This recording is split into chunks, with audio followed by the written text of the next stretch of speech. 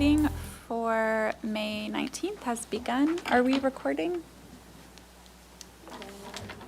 And I can say it again if needed. Recording in progress. Okay, the Single Family Design Board meeting for May 19th has begun. We'll start with roll call.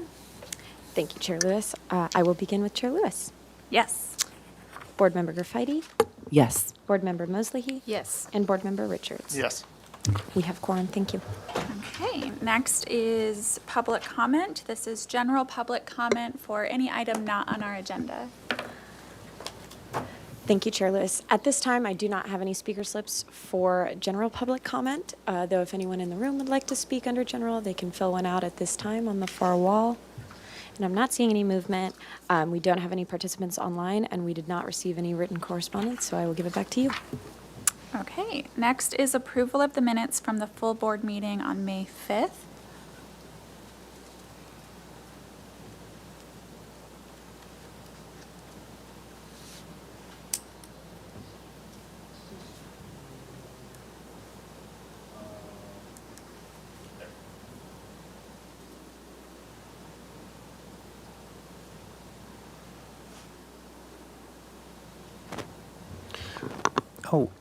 I did have a question for the Braemar project. That was Item 3. yes for item 3.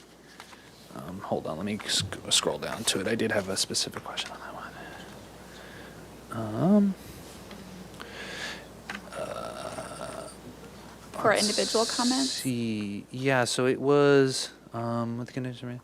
Yeah, I just wanted to confirm if it was meant. I know the board talked about it, but I wasn't sure if we actually agreed on it or not at that hearing. If we wanted to continue it to consent, or if you wanted it to be continued to full board for final approval.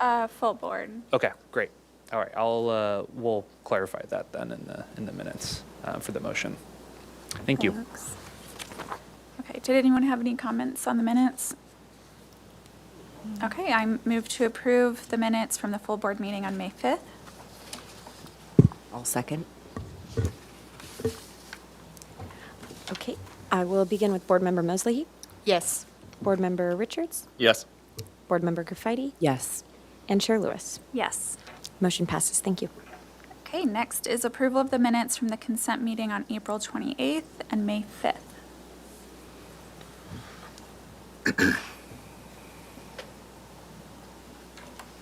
Board Member Sherry didn't provide any comments against the minutes, so I think those are fine, and we can look at the May 5th ones.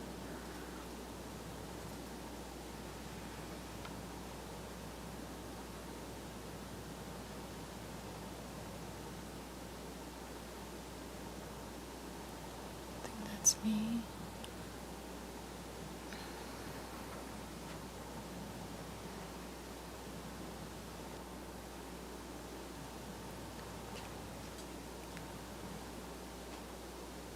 I have one comment on item 4.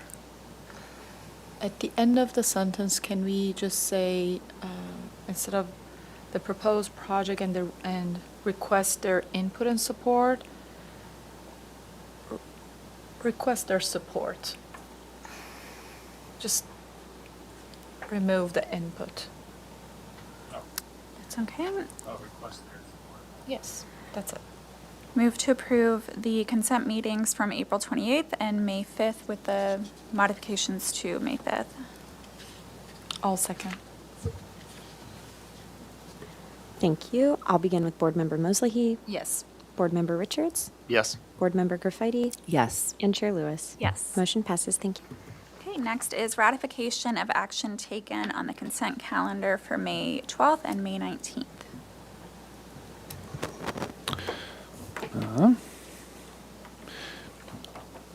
So just for reference, the May 12th actions for ratification were posted on today's full board agenda.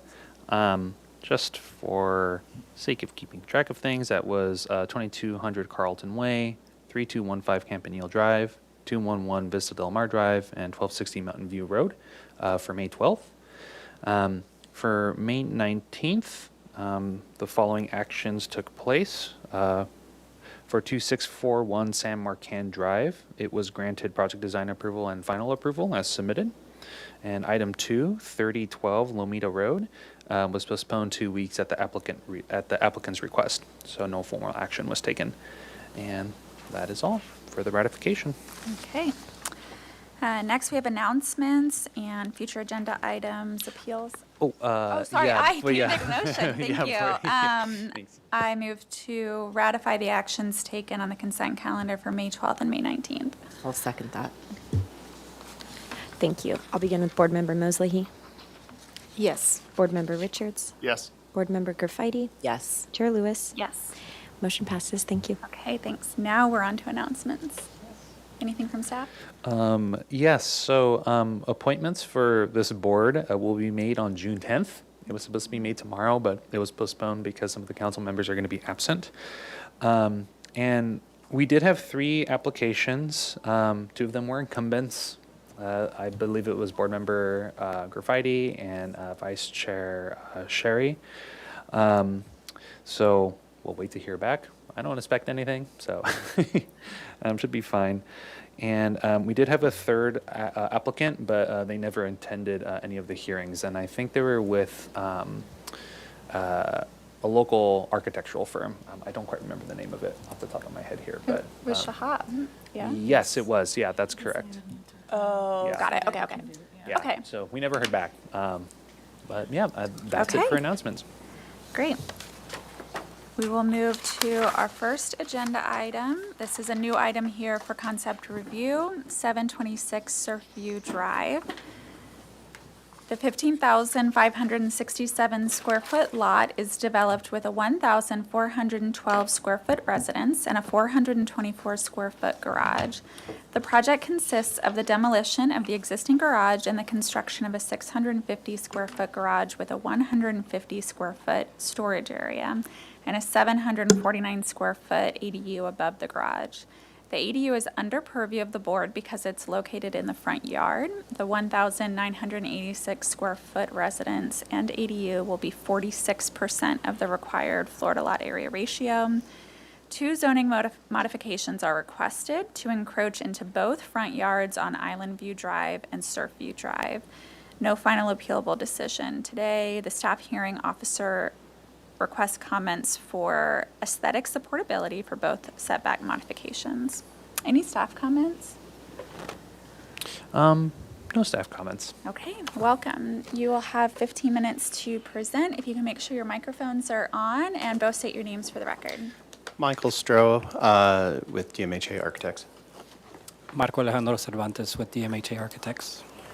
If you could just go using the page numbers, Okay. arrows, however you do it. It's a little bit clunky, I'm just going to tell you now. Okay. So, board members, we're here today. There's a couple things. I want to actually be really clear. We have a little bit of a discrepancy in our office with staff. We also believe that we have to have a modification for the size of the garage, only because the existing garage was undersized. We are rebuilding it essentially in the same footprint, but we did expand it slightly to add a laundry facility because the existing house does not have a laundry room. And so it is a little bit over. But because the garage is also in the setback, it creates other issues. So, Marco, if you could go to page 3, please. Okay.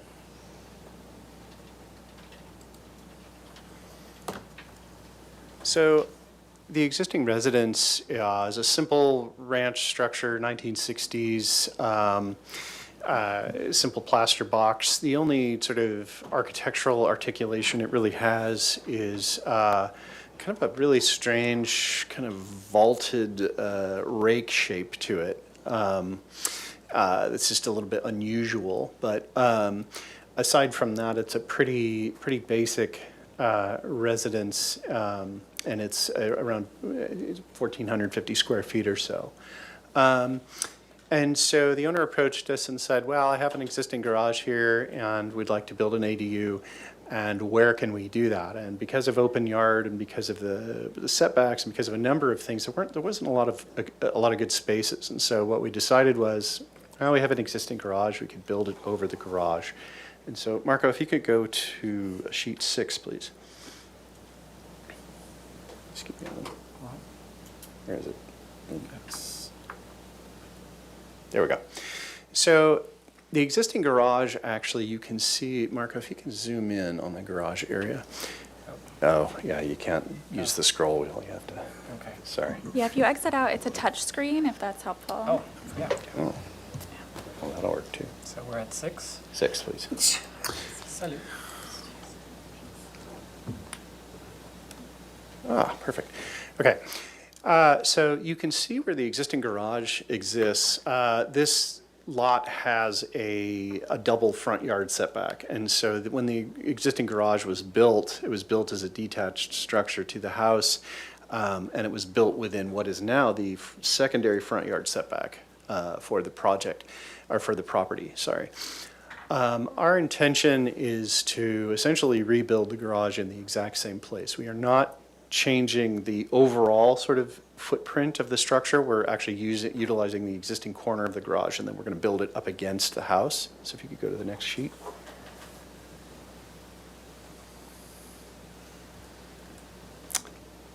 You're going to have to zoom out.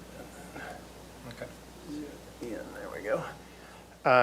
So we've started in the exact same spot, and you can see we have an existing detached garage. Now we're going to expand the garage slightly to actually attach it to the house, and we've expanded it to the south slightly to include a laundry area. And as I said, there is no existing laundry facility in the residence. And so our intention is to then build an ADU structurally directly above that. And so that's that 730 square feet directly above there. So if you go to the next sheet, please. Sheet 8.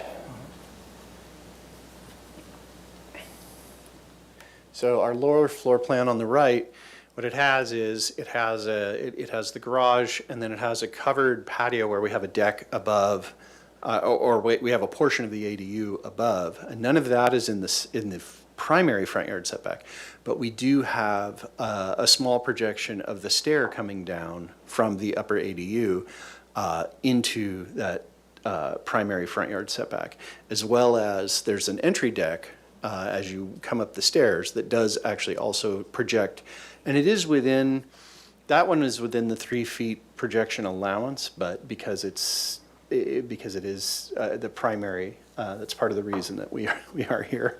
And again, we could build a smaller deck, but the owner would love to put a set of chairs out there, so because that is the primary ocean view for the structure.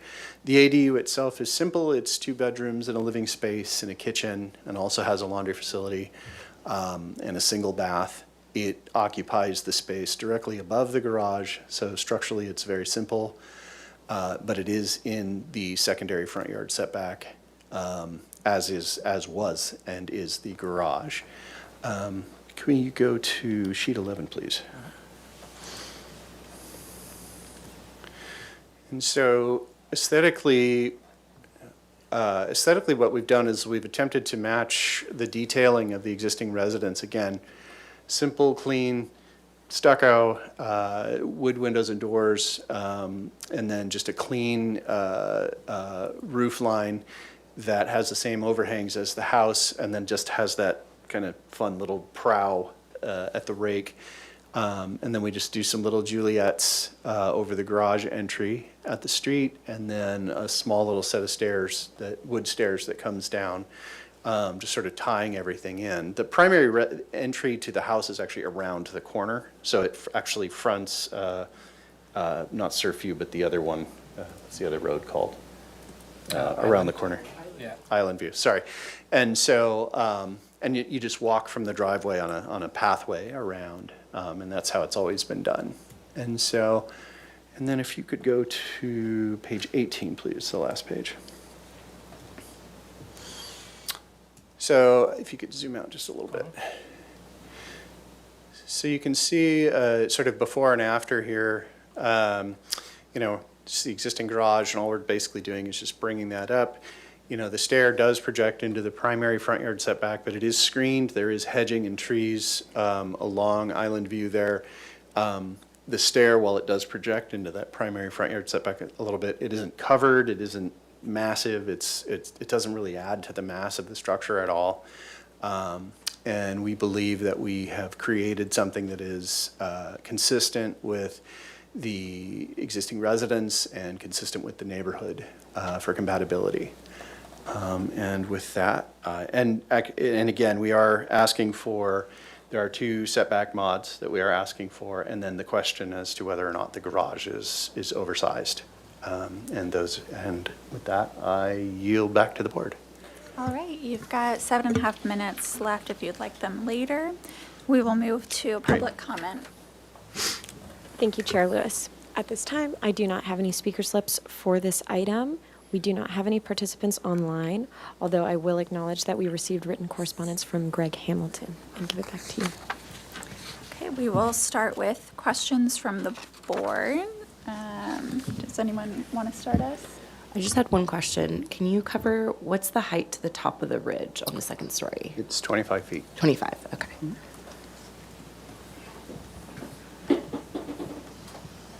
I don't have any No questions? Board member? So my question, I have a couple questions. Is there any landscaping that's proposed as part of this project? No, not really. It's very minimal. I mean, all we have out there is a couple of palm trees and grass, and all we're doing is reshaping some of the pathways around from the driveway to the front door, and then to the door of the stair in the garage. Okay. So- Next question is, how are you dealing with the chimney? Is that being removed or is that extended? It's being removed. Okay. And then, just if we go down to the elevations, I wanted to make sure that I understood kind of what was going on. Page 11. So on that south elevation, those are solar panels is what's being indicated? Yes, they are. Yeah, they're required as part of the new Okay. ADU. So. Perfect. Those are all my questions. So you showed us some photos of the existing, and it appears that the existing roof on the garage is what has that sort of taper to it. Does the rest of the residence or Yes. just the garage? Do If you have you- photos of that? Yeah, if you go to page 3.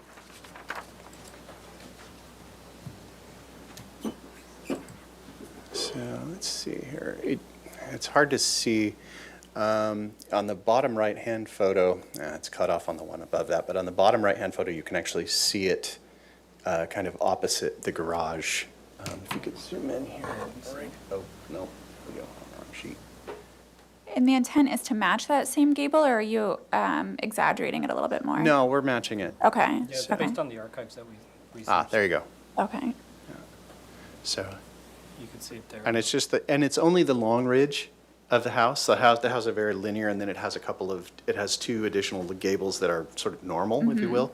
But because we're along that same that same- axis, right. we matched that. I'm sorry to interrupt, Chair Lewis, but we do have public members in the audience who would like to provide public Oh, comment. They okay. didn't realize that Got was the it. time to stand up and say something. But whenever you have a moment, if you would like to open. Yes, I public would comment. like to open to public comment. Well, and then we'll come back to questions. Okay. So- Should we do that now? Okay, excellent. Thank you. Bill Faraday, you can come on up to the podium if you would like to speak. You'll come up to this podium right here.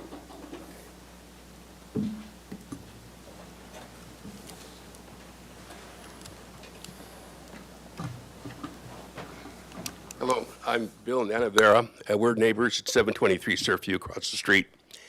And I don't think we have any problems with them building whatever they have, but I want to bring this up to you. It's a very small street. It's a cul-de-sac. I wish it looked like it did there. But there's neighbors next to us that they rent the houses, and they have 4 or 5 cars, and there's cars parked everywhere. Sometimes we can't get out of our driveway. So I want to bring this up to you because we know there's going to be cars parked there for construction, but I think it'll basically be a negative situation in terms of having them they park their cars right on that street because there's virtually no more room for additional cars. So if they want to build it, I can understand that. If it's an ADU, there's going to be more people there. And that's a real issue with us. And actually, we have reported to the city several times where cars are really parked and we can hardly get out. And the city has come and they've towed the trucks away. So I just want to bring you to that attention. There's a lot of room on Island View, I think, right below it, where they can park their cars. But to park additional cars on that street is a negative factor, I think. So I just want to bring you up to that attention. All right, thank you. And I'm sure our neighbor to the right would say the same thing too, because they're always complaining. Okay? Thank you. Anything else, Anna? Okay. And, if you'd like to give a public comment, we'll have you come up to the podium, just so that it's recorded and there's a microphone. And we'll reset your time for 2 minutes. I do just want to emphasize that it is a very small circle. Our driveway is angled, so we have to angle the car when there's a car parked on that curb. And it makes it sometimes really hard to get out of our driveway, as it is. So. All right, thank you. And I saw that staff came in partway through. Were there any staff comments on this item? Thank you, Chair. Kelly Broadison with Community Development. Yes. Can I make one more comment here? Oh, If they can put permit signs on the street, that would be great. Where these cars are not allowed to be on Island View or Surf View. I'm sorry. That would be very helpful. I'll let you know that's outside of our purview, but I do recommend that you speak afterwards with staff about that. Okay. And they'll be the ones to be able to help you and direct you to the right Okay, people. fine. Just so Thank you. know. Okay, thanks. Yes, and staff's review of the project, they are requesting 2 zoning modifications, one on the primary front yard on Surf View, and again, the secondary front yard on Island View. And so staff wanted to get comments from the Design Review Board and the neighbors regarding the compatibility and the mass, bulk, and scale before we determine. Oh, I'm just saying that staff wants supported. We wanted to hear from the Design Review Board before we provided a position on the supportability of the encroachments into the front setback. Okay. And also the parking is not under the purview of the Design Review Board. That's a Public Works concern, so. So we would go, excuse me, so we would go to Public Works for that, for the parking. Well, okay, so parking on the street is not prohibited, so it's not something that the Design Review Board looks at. But yes, I recommend you talking to both the architect and the staff afterwards, but that's outside of our purview for the meeting. So we'll go back to questions from the board, and I have a few more. So one, if you go to the next page, you kind of skipped over it a little bit in the presentation, but looking at the neighborhood context, one of the things I'm noticing, and that's very common in our guidebook, is that when you have a second story is to offset it a little bit. And right now, your design keeps the same structure and comes out. So I was wondering how it kind of connects, why maybe you didn't expand on the first floor, that it's all on the second floor. It's kind of top heavy with that porch and the stair and the overhang. And so you have this void space and it's projecting more on the second story. So speaking to context here, if you can kind of walk us through that. Well,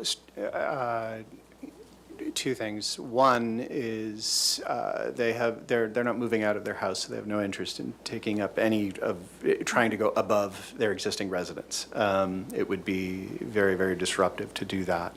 And then quite honestly, from the perspective of the garage being where it was,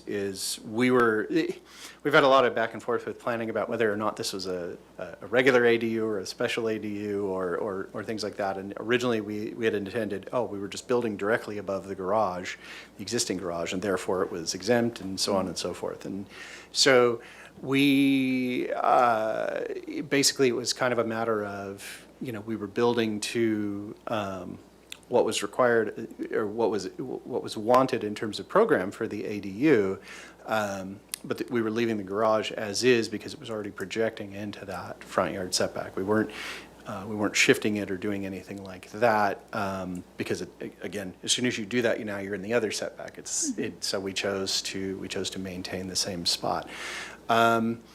We can, right now we were trying to limit sort of the kind of mass of the understory, again, just to try and minimize a little bit of kind of the overall scale of everything. We could certainly make those columns, I mean, we could elaborate those columns and actually make them appear more substantial, to kind of look less like it's floating, if you will, and more like it's sort of more of an integral part of the first floor.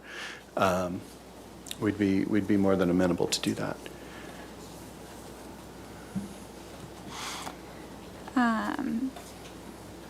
Okay, can we look at the floor plan and let's look at the projection from the garage to like that covered patio, I think is what you've called it, of how deep that is. So it's about 7 feet across, 7'6", I think, from the Okay. face of the garage to the back side of the stair. Of the stair, but including the, It'd be about 11 feet. okay, 7, 8, 9, 10, 11. And then the patio upstairs projects an additional like foot and a half past the stair. No, it actually comes out about 4 feet because they wanted to, like I said, they wanted to put 2 chairs and a little table out there. So Oh, there's not a corner column. So the columns are Correct. at your front yard setback. Correct. Got it. Okay. Yes. And is that because of attempts with the setback itself? Sorry, because of temps? Attempt to stay within the setback, is Yes. that why there's, okay. Yes. But you already need the setback modification.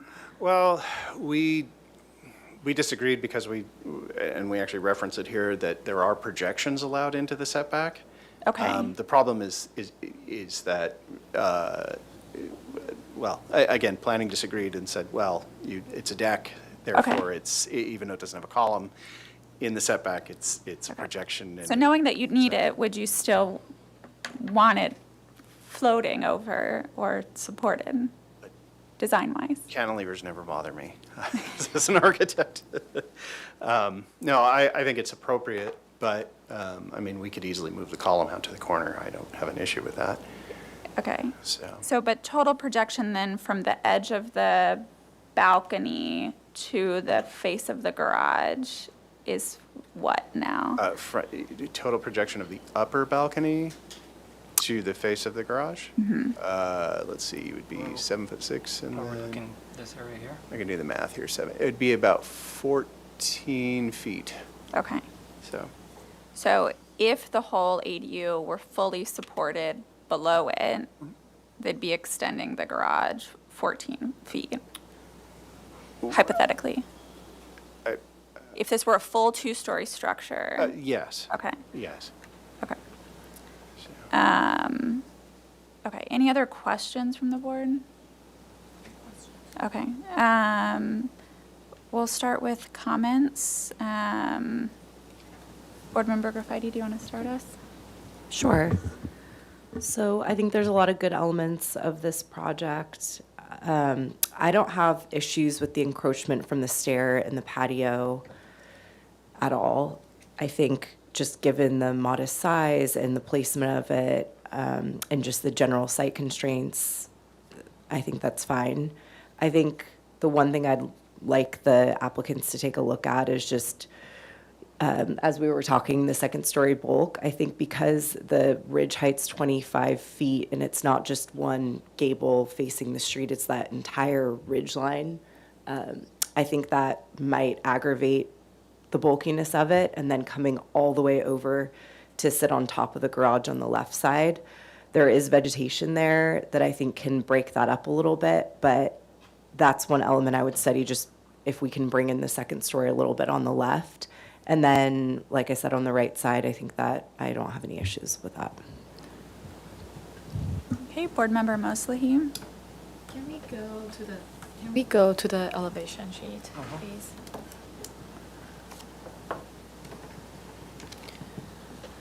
Thank you.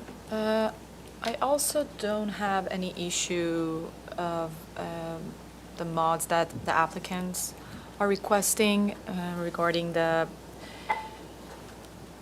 corner side with the topography that exists in the surrounding neighborhood and existing hedges. The issue that I have is this north elevation, and I was looking at Google Earth, the neighbors to the north, which are taller buildings, 1432, which I think it's in the other street, the main street. So they will like, I know that there are existing trees and hedges, but because they're in a higher topography, those neighbors, they will look at this upper level solid wall. And if we go to a floor plan to see if there's potential to have windows openings on that wall, so it seems like all the closet and the kitchen are there. Is there any possibility to have like a clear story in the second story wall so that it's not a whole solid wall that the neighbor is looking at? Am I allowed to answer? Yeah, we're on Yeah. comments. Oh, okay. Sorry. So- Yeah, there is a bedroom there, and therefore, yes, it could easily be studied. That is one of the comments. And can we go back to the elevations?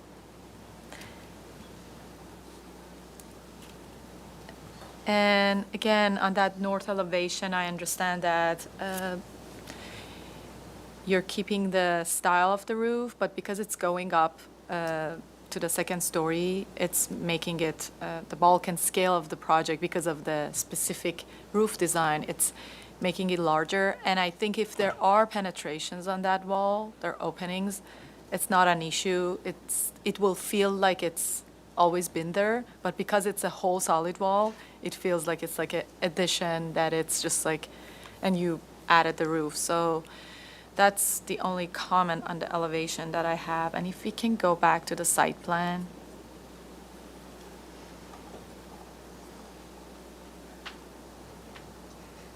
Site plan, please. Is there any, you mentioned that there's no additional landscape proposed. Correct. So on that, behind that proposed second story above garage, what is it now? Is it existing landscape in the yard, not the surrounding, which is the hedges? You're talking about on the north side? Yes. It's gravel. There's an existing condensing unit and some other things there, and so we're just basically maintaining all of that. It seems like from the aerial view, it's hardscape. There's both. There's concrete and gravel, and and there's a wall surrounding it as well. Again, it's kind of like a little equipment yard. It's not going anywhere. So we were going to actually place it because it already is screened. We were actually going to place our additional mechanical units in that yard and maintain that. There's just to the north of that, there are some large trees and hedges along the property line that screen all that from the neighbor. Yeah. My recommendation will be on that part that it's grass. I understand that on the hardscape part, you want to add mechanical equipments here. Is Oh, that okay. I'm correct? actually speaking about the other side. I'm not So talking that's about what that is side. north on your site plan. So that's the door that from the back door of the garage. Right. I'm That's talking about- existing hardscape. We Yes. weren't touching any of that because, again, it was part of the existing residence. We weren't altering the yard. Yes, but the part that it has the grass, now that you're adding the additional level with that solid wall, so there's either like alternative to have not a whole solid wall on the upper story, Right. or have additional landscape on that part that it's all grass, like an additional tree, so that you can screen it for the neighbors that are on the other street, 1432. What is that street? Not the Meigs. Surf View, the other one. Meeks. Yeah, they are looking at that wall, so that would be my comment. And I think that's my comments. Board Member Richards? Yeah, I think, so I agree with Board Member Graffiti's kind of take on the ridge line of this second-story structure. And I'm wondering if it could be studied to potentially do a hip on that north side to help soften it so you're not 2 stories kind of looming over with that exaggerated ridge. Whether or not you guys would be open to doing something like that to just kind of help bring down the scale of the structure. I also agree that I think those columns probably could be sized up a little bit or get some, maybe some corbels or something to help kind of soften them up. They look a little skinny, I think, right now, proportionally. With that, I think I can support the location of the structure and its encroachment. I don't think there's a lot of other locations on the site where it would work or where it wouldn't be just a nightmare, so. Yeah, I think the modifications can be supported. I think right now when we look at neighborhood context, understanding the weight of the mass of this second story, I think it wants to sit visually weighted, feeling smaller than the building, and right now it overhangs. And so whether that patio feels a little bit more built in with archways and or columns that give it that visual weight is one option, but something that helps the mass of the second story not feel like it's tipping over the first floor, especially given the context of the other houses in the neighborhood. But I think otherwise, like in general, the size of it is appropriate given the scale of the site and the large setback and the proximity of other neighbors. And I think that right now, even the second story, I think studying those openings and the scale of the doors so that they feel like maybe you end up seeing a little bit more plaster. Right now they get very close to the roof, and so they feel quite large.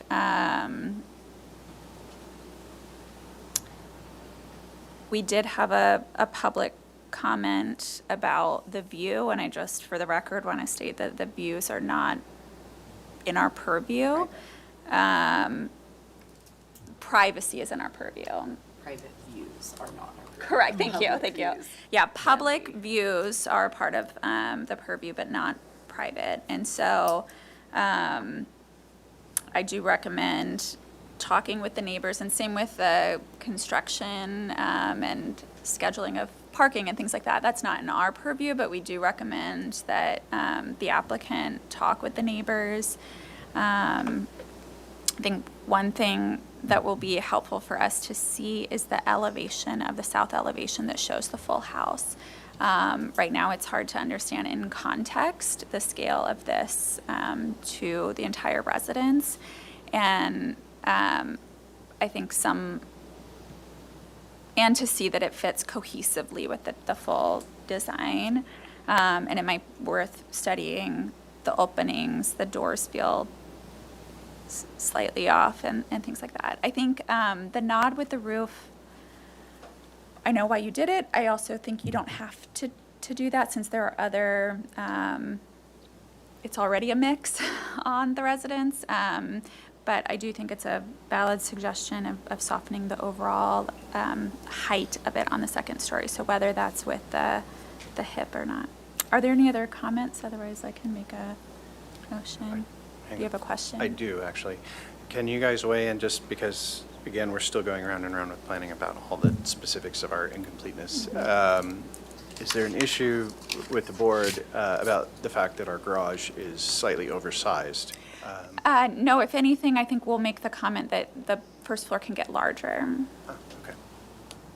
to help support that second Understood. story.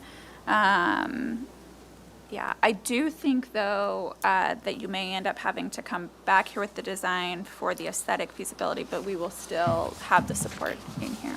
So, Can I ask a question from staff? On the project description, it says that the demolition of the existing garage. yeah, Are you he's guys rebuilding it. rebuild, Yeah, like, a little bit. totally demo and, okay, Yeah. so, okay. I thought it's like addition and then second story. Okay, thank you. Okay. I move to continue this project indefinitely to the full board with the following comments. The board is generally in support of the size of the project, but recommends studying it to reduce the visual bulk, especially at the second story, by providing a groundedness above the second story so that it feels properly supported, especially at the southwest corner. The board is in support of the zoning modifications. Given the scale of the property and the generous setbacks and limited location of where to build the ADU, we find the encroachments to be modest and appropriate. The board recommends studying the ridgeline and would like to see options of reducing the visual weight of the second story, perhaps through a hip roof on the north elevation.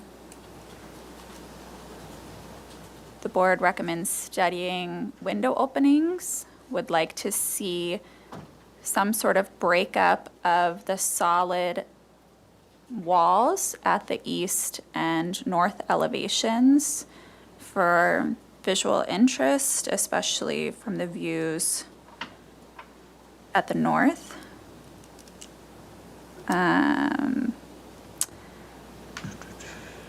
The board would like to see a full south elevation that shows the context of the proposed ADU within the context of the full house. The board recommends studying the size of the openings at the second story. Consider larger proportions of plaster above the doors and windows.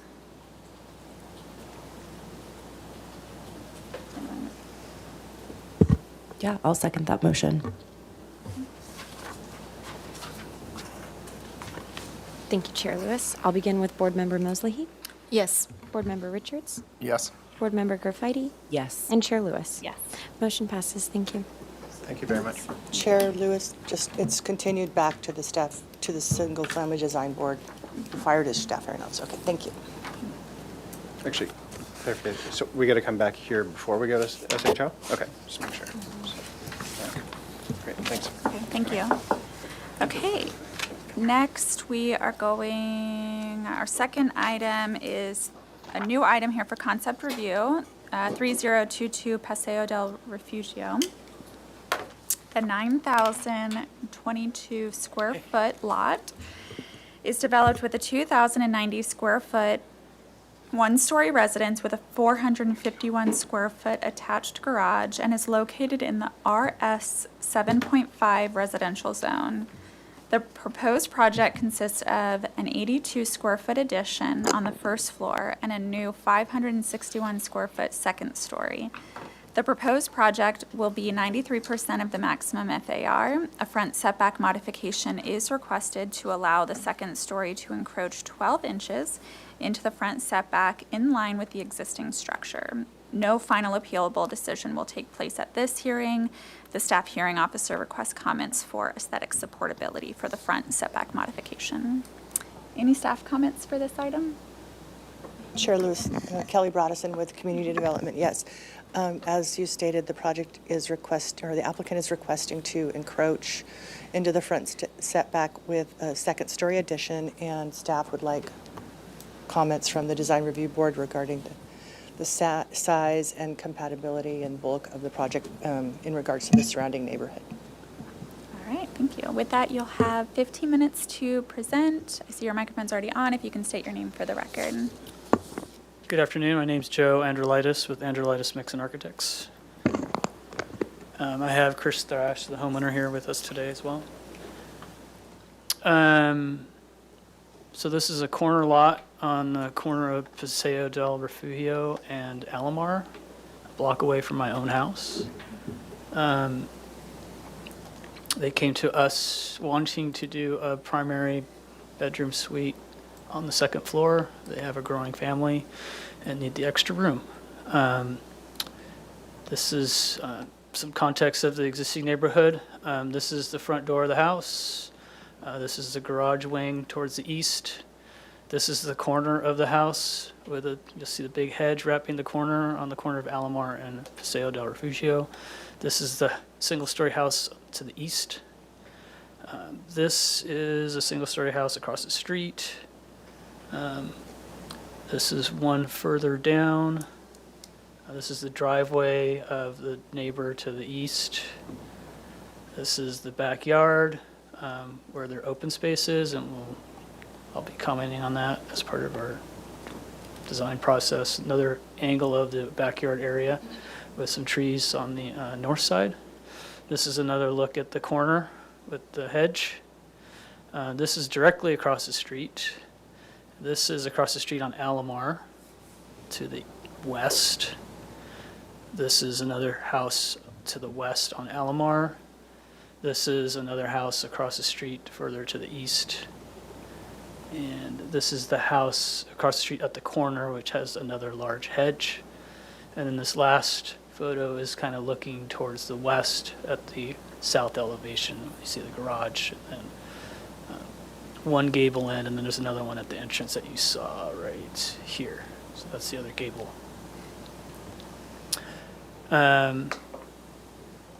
It's a corner lot, so it faces two streets and it has two large 20-foot setbacks. There was an addition to this house that was done back in 2000, and then there was a mod that was granted for the minor encroachment in the front yard setback for the garage. I imagine, I wasn't part of that design, but I imagine that was requested because they needed to meet the garage requirements, but also meet the open space requirements for their backyard. The open space in the back is right at 20 feet, which is the minimum standard. So if you take that and then add the minimum for the garage, I'm sure what ended up happening is they needed that extra foot to get the garage to work and maintain their open space requirement.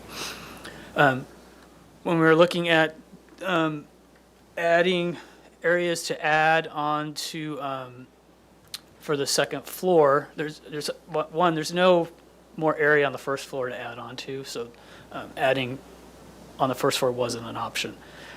Given the open space requirements and all the setbacks. Corner lots are very difficult, as you imagine. There's limited areas to expand on the first floor. We initially looked at doing addition over the garage, but that two-story mass really bookended the elevation and didn't feel right. So we kind of pushed it over a little bit, so half of it is on the garage and half is over this bedroom wing that's going to be a guest room with the new design. Previous design, this was the primary bedroom. Currently, has a bathroom, a large tub with a shower. We're going to get rid of the tub, just have the shower, and then we're sneaking in the stairs here, and then we're enclosing this little porch in the backyard. This provides access to the second floor and then provides a direct access to the garage area, which now doesn't occur. The second floor is a modest addition, really standard sized bedroom, trying to orient the beds so they can capture the views of the mountains to the north and then still have a connection to the south and the entrance. We walk through a primary closet to the primary bathroom. The reasoning for extending this bedroom out to the exterior walls was to kind of enhance that front elevation and have part of that be a full two-story. I think it works with the elevation you'll see in a moment, but also allowed me to set back other portions of the second floor, primarily where the stairs are and the bathroom and the closet. This is the current roof layout. It's all pretty much hipped except for a few gable ends on the primary areas. This is the area of the addition. They wanted a fireplace in their bedroom, so we're basically mimicking the current fireplace design on the east end of this elevation where the cupola currently resides. We went for a hip on the second floor just to reduce the massing, felt better. And this is the proposed south elevation. As you can see, I felt like it worked better with the rhythm of the elevation, that you get this big gable and then it kind of steps up and then it steps back down. It added some relief to the neighbor from the east.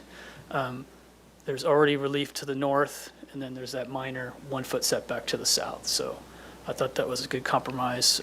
We added a nice elegant little Juliet balcony here to enhance that front elevation over the garage. And then these little windows are just little areas of light for the bathroom and closet areas. We did switch out this window to be egressable for that bedroom. Before it had a door opening to the backyard, so that's a minor change. This is the east elevation looking towards that home on that side with the chimney mimicking this chimney over here, same detail on the top. This is the east elevation facing Alomar. You can see this. What's interesting is like if this was a regular lot that wasn't a corner lot, you know, this second floor mass would be way back in the lot, which is what we typically want when we're doing these additions. But given that we have a corner lot, it makes it a little more difficult. Backyard has kind of the same similar massing style with the setback where the bathroom, or this is where the stair comes up, so we have some night light, some nice natural light coming into the stairwell. Big windows facing the mountain views here, a little window poking in at the vestibule, and then this is just a garage mass here. These are the existing elevations as they are today. A couple of perspectives. And then just some standard details that we threw in there. I failed to show like an aerial, so I brought just some photos of the neighborhood showing the area of the addition in red. And then if you look at that aerial, there's a house. Just for context, I didn't go much beyond adjacent houses, but these two houses here are both 2 stories with a corner and our corner lots. And this one, I think this was before SFDB was around, but you can see the mass of that. That's the corner one? That's the corner one on the east side. That's this one right here. So, you know, I was trying to minimize that kind of massing on our side, but I felt like the minimum massing that we show, the whole 2-story volume that we're showing is, I think, still works. So that concludes my presentation. All right, thank you. We will move to public comment. Thank you, Chair Lewis. At this time, I do not have any speaker slips for in-person public comment. Moving on to virtual participation, we do have one participant online. If they would like to speak during this item, they can raise their hand. But I'm not seeing any raised hands. And I will acknowledge that we received written correspondence from Joyce Johns and give it back to you. Okay, we will start with questions from the board. Any questions? I actually just had one for staff. Because there's no ADU included with the 93%, is it just for us to provide findings on size, bulk, and scale, or does that affect anything for us? Because it's over the 85? So because it is over the maximum FAR, there are, or I'm sorry, 93% of the maximum. Yeah, over the 85%. If the board would like, you can waive the FAR requirements. Got it. I can bring up that handout if you'd like to go through it. But yes, it would be a good time to consider that. So that's Okay. 93% of the maximum, but what is the FAR for the property? It should be on the cover sheet. If they are calculated on the cover sheet.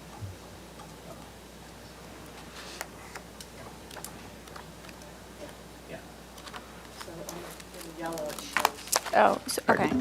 It'll The show 93%. maximum allowed, so it's not over 100%, it's over 85. And so when a FAR is over 85, the Design Review Board, at their desire, can require more detailed neighborhood information statistics if they find it necessary.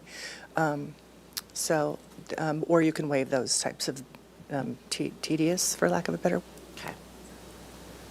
I feel like it's been a bit since we've had one that didn't have an ADU but hit that, so I just wanted to refresh my memory on what that meant for us.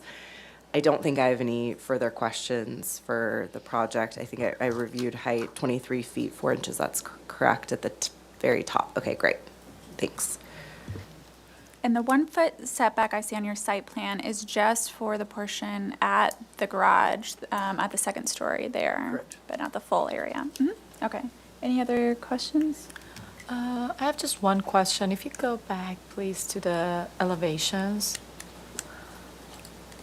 I think like both the east and west elevation are called east, so just want to get clarification of. Oh, sorry. No, that's fine, but the left one Left is one what is we west. see Okay. from From the, Alomar. Alomar, yeah, okay. There's, well, you don't, there's a big hedge there, you don't really see it. Yes, at you all. don't see it. Okay, that was only my question. Oh, and just pardon the interruption, but can you switch the screens real quick?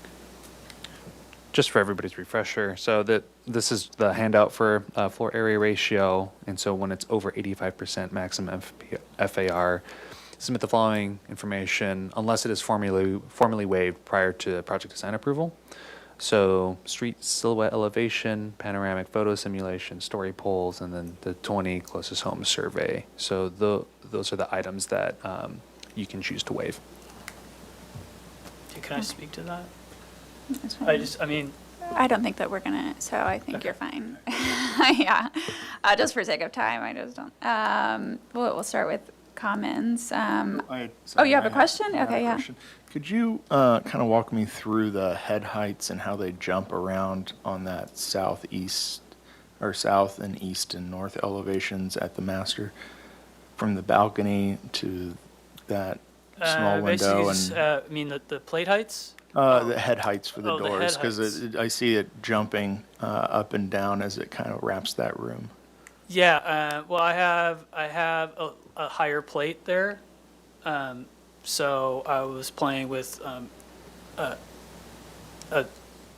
taller head height for those windows for views and for proportion on the south elevation, because I'm giving more mass on top of those windows, and sometimes that feels like a little much when you have a taller plate. I usually will fill it in with a bigger window, and then I don't necessarily feel the need to do it for all of them. So. Okay. So for comments, I am interested to hear from the board. I'm not concerned with the FAR, given the expanse and length of the property and it being a corner lot, that for a second story, it's really modest, and I appreciate the way it's set back. I think that the balcony adds a charming little element to it. Right now, so much of your first floor is covered by hedges. Like, now you can see a little bit of the house, and I think that's kind of nice. I do think it's possible to consider on the east elevation bringing in the window a little bit from the chimney, but that's nothing I think that's worth holding it to the board. And I think I like the way that just a portion of it extends up from the first floor, so I think it's appropriate to support the modification there rather than setting back the entire second story. I think you start to make too small of a bedroom to make the renovation worth it, and I think that it works. Those are my comments. Great. I agree. I think it's a great project. It's a cute existing house. I like the addition as well, modest in height, modest in size. There's site constraints that Chair Lewis mentioned, being on the corner can fully support the setback modifications, and happy to waive the FAR modifications as well, just again because of the size of the addition, the way that it's placed, and the height. Board Member Mosley? I agree with all the comments that were made, and given the existing characteristic of the site, all the hedges and large trees. I don't think we need to do the FAR additional studies. The only comment that I have is when I'm looking at that west elevation, which is called east, that one, it's just the only part that it will be visible from the street is like the second story roof, and we're only seeing roof in like perspective.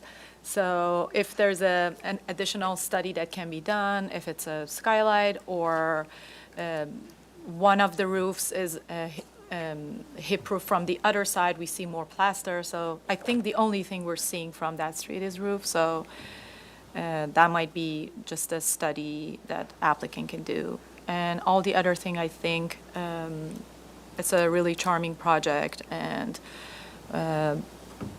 given the palette of the project being consistent with the neighborhood, I totally support the project. Board Member Richards? Yeah, I agree with all the comments from the board members. I do think that east elevation, those two upper windows, maybe the proportion could be studied a little bit on those. But other than that, I'm generally in support of the project. The only other thing I'll add is I think the chimney adds a charm-giving element, so don't get rid of it. No, I was just thinking, like, if you remove it, you kind of do lose this, there's something almost French-esque when you kind of look at it with it, so, yeah. Okay, from the board, I think that this could go to consent and could see us back for PDA and final together if that works, but it needs to go to show, so we'll have some comments there first. Okay, so I move to continue this project to the staff hearing officer and then to the consent calendar with the following comments. The board really likes this project and finds the second story addition to be modest and appropriate to the full length of the corner lot property. The board appreciates the architectural details at the Juliet balcony and fireplace and chimney and the offset in the walls and roofs to help minimize the overall bulk. The board recommends studying the windows on the east elevation. They could be slightly reduced in size. The board waives the FAR requirements for, do I need to state the requirements or that's enough? Okay, great. The board is in support of the zoning modification, of the front setback modification, since only a small portion of the second story addition is in the setback and it's in alignment with the existing garage that is non-conforming existing. You can switch those words. The board thinks this project is ready for PDA and final and looks forward to seeing the architectural details and the full material palette. I'll second that.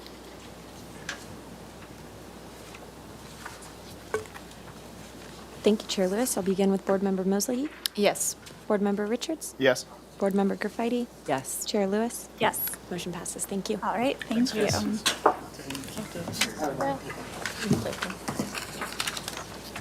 I've lost my agenda. There we go.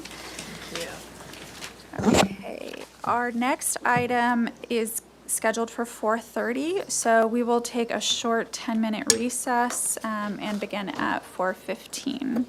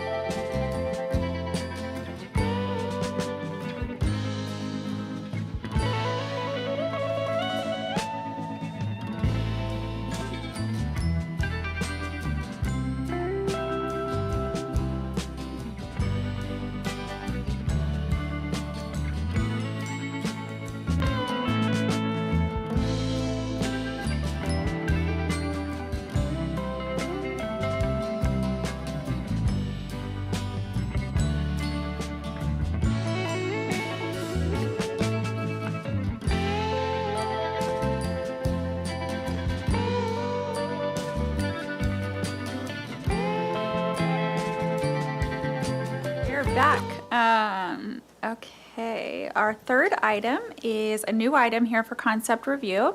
Oh, would you like me to read the project description? Oh, is that an option? Yeah. Make your life a little easier. Usually I don't have time to do that because I'm at the laptop. The 5,954 square foot lot located in the appealable jurisdiction of the coastal zone is developed with a 1,344 square foot single unit residence and an attached 352 square foot 2-car garage. The project consists of the construction of a 430 square foot second story primary suite addition, a 33 square foot junior accessory dwelling unit JADU addition, and a new 249 square foot covered patio. A minor zoning exception is requested for a hedge in the front setback to exceed 8 feet. Part of the existing garage will be converted to a JADU. The JADU is not under the Single Family Design Board SFDB purview, as it meets the city's administrative architectural design criteria. Review and approval of a coastal development permit for the JADU and zoning modifications for front and interior setbacks from the staff hearing officer are requested. A ministerial coastal exemption will be processed for the second story addition and enclosed patio. The proposed total of 2,454 square feet of development on a 5,954 square foot lot will be 92% of the maximum required floor to lot area ratio, FAR. No final appealable decision will take place at this hearing, and the staff hearing officer requests comments for aesthetic supportability for front setback and interior setback modifications. Before we get started, we have staff comments. Yes, so hi, I'm Jillian Fennessy. I'm the case planner for this project. Sebastian mentioned most of the comments that I have, but just to let you guys know, as designed, the project requires zoning modifications, which will be considered by the staff hearing officer. The existing residence is non-conforming to the front setback, therefore a modification is required to increase the height of the residence within the setback area. Additionally, a front and interior setback modification is required to allow the one uncovered parking space to encroach into the front and interior setbacks. The project is before you today for concept review to gain initial feedback on the primary residence as well as weighing in the appropriateness of the site design and layout. This includes comments considering the supportability of the minor zoning exception for the overheight hedge in the front yard. Your comments will be provided to the staff hearing officer for consideration of the zoning modifications. And additionally, the applicant is requesting waivers for the story poles, visual aids, and additional FAR submittal requirements typically required for the projects exceeding 85% of the maximum allowed FAR. And I'm here to answer any questions. Thank you. Before we get started, do you mind, we received some public, not on, we received some public comment about the difference between an ADU and a JADU, and I was wondering if you can answer that and explain why the JADU is not in our purview for the record. Yeah, so a JADU is basically an additional unit contained entirely within an existing structure, or in this case, a garage. It still has access to the main unit, main residence. The JADU is not in the purview of the Single Family Design Board because it meets all the administrative design requirements. Okay, thank you. You will have 15 minutes to present. If you can state your name for the record. Sure thing. Chris Cottrell, architect. I think there was one other item for clarification. The MZE, there's an 8-foot hedge out front, and they're just asking for that to get approval, not to go beyond 8 feet. So if the wording is ambiguous, that's the goal of the MZE. It ramps up, and I'll get into that, but just so we're clear on that. Okay. The site is on the corner of Oliver and Coleman. It's this little corner right here, and backs up the Santa Monica Way is on the other side of it. These Coleman kind of zigs in and out of Oliver there. Let me get back to full size here. Here's a little just rendering looking at this is kind of from the corner. And then here's a view. This is a street view. So existing house, here's that existing hedge I was talking about. This house has gone through some iterations over the years. There's a new owner after the past couple years, and there was a letter from the neighbor on this side who was asking about multiple things, but one of the questions was about a rental. And rentals in the coastal zone are allowed. This has a license, and they pay taxes on it, so it's all above board. I know that's not the purview of the board anyway, but just for curiosity. Okay. Get back out of here. And then, just for your reference, we did the FAR calculators with the JADU and without. So without that conversion of one of the parking spaces, it's 80% FAR. With the conversion, it's 92%.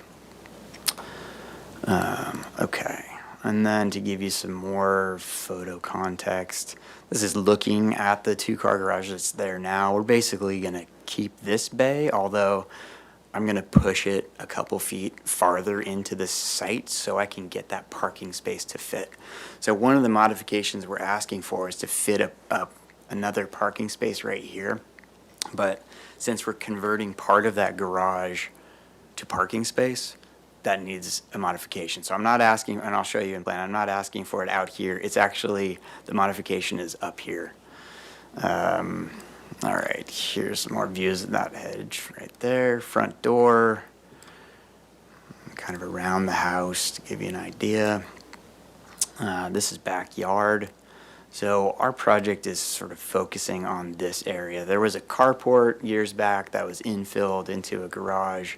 We're sort of taking out all this junk, this knuckle and this old carport, rebuilding it into the second story. I think it was a 420 square foot primary suite, or 430 maybe. Okay, some neighborhood context. This is the side yard. This is with that Santa Monica neighbor. Santa Monica neighbor's on this side.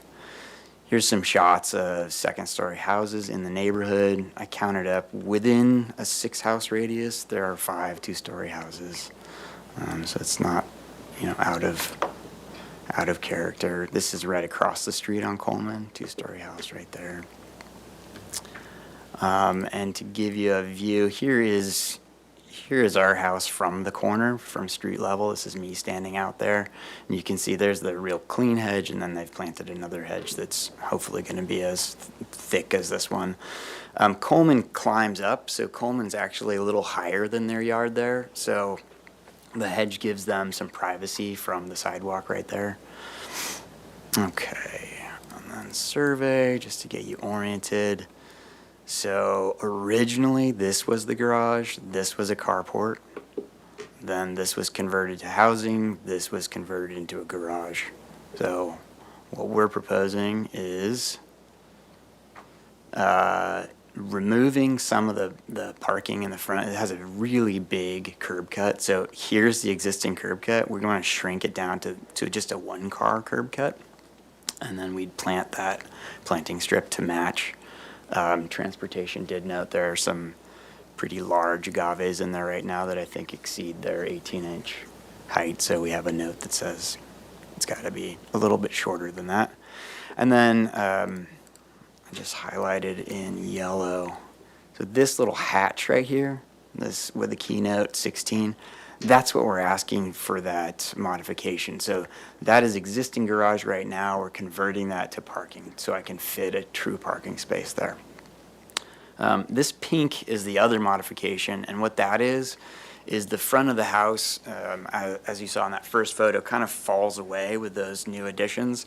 That's just so we can get a clean eave there, but since we're in the front yard setback, in the coastal zone, any change to that eave is a modification. If we were outside of the coastal zone in Title 30, that would now comply. So as soon as the Coastal Commission takes on Title 30, then we're good to go. But in the meantime, this was just an aesthetic improvement. It kind of just cleans up that elevation. I'll show you that in a second.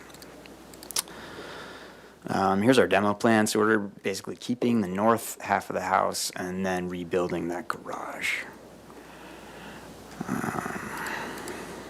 Okay, so the existing bedrooms stay up in the north half. We're getting a new kitchen, dining, entry stays where it is.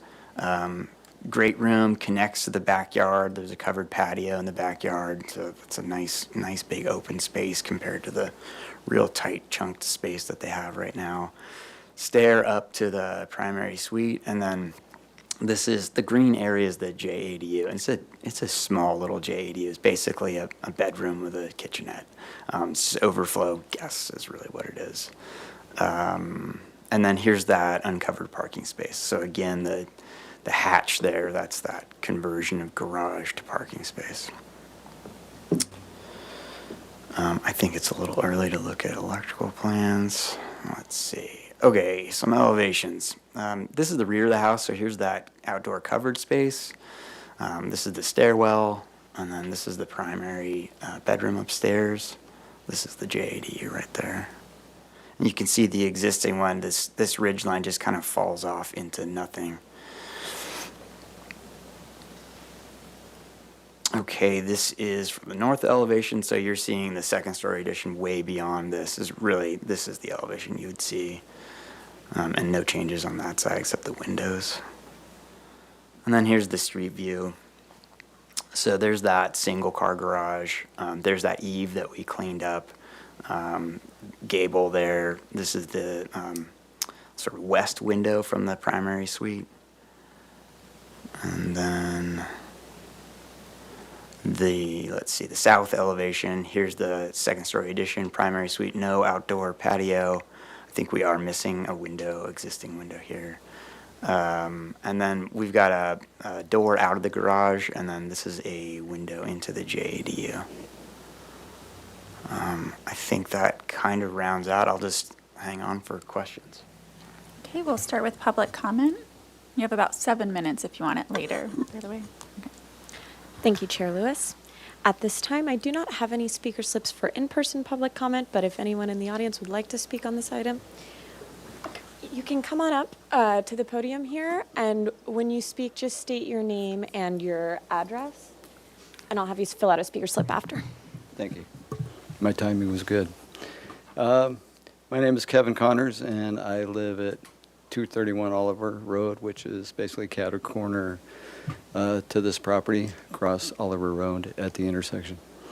I just want to say I like the design because it seems that they did address good neighbor guidelines in the but I do have some questions about the JADU because this is the first time I've heard of a JADU. So I'm just concerned about whether that is any different from an ADU as far as limitations on vacation rentals.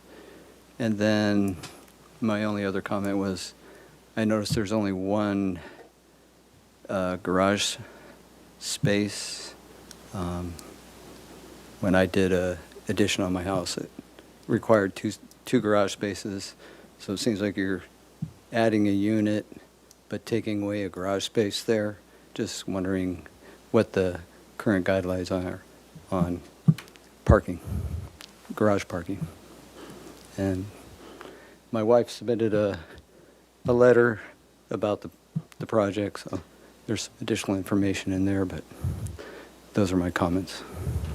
All right, thank you. Thank you. Moving on to virtual participation, we have Jim Byrne online, so I'm going to allow you to talk right now. And you should be able to unmute. There you go. Okay, yes, I've unmuted. Mm-hmm. Yes. And are you, you're in receipt of our written comments, is that correct? Correct. And are you able to display those or not? No, I don't think there's a way for us to display them, but the board all has them, and one of us has a printed copy that we can reference if needed. Okay, all right, thank you. Well, so it's myself, Jim Byrne, and my wife Meredith. We've lived at 320 Santa Monica Way since 2013.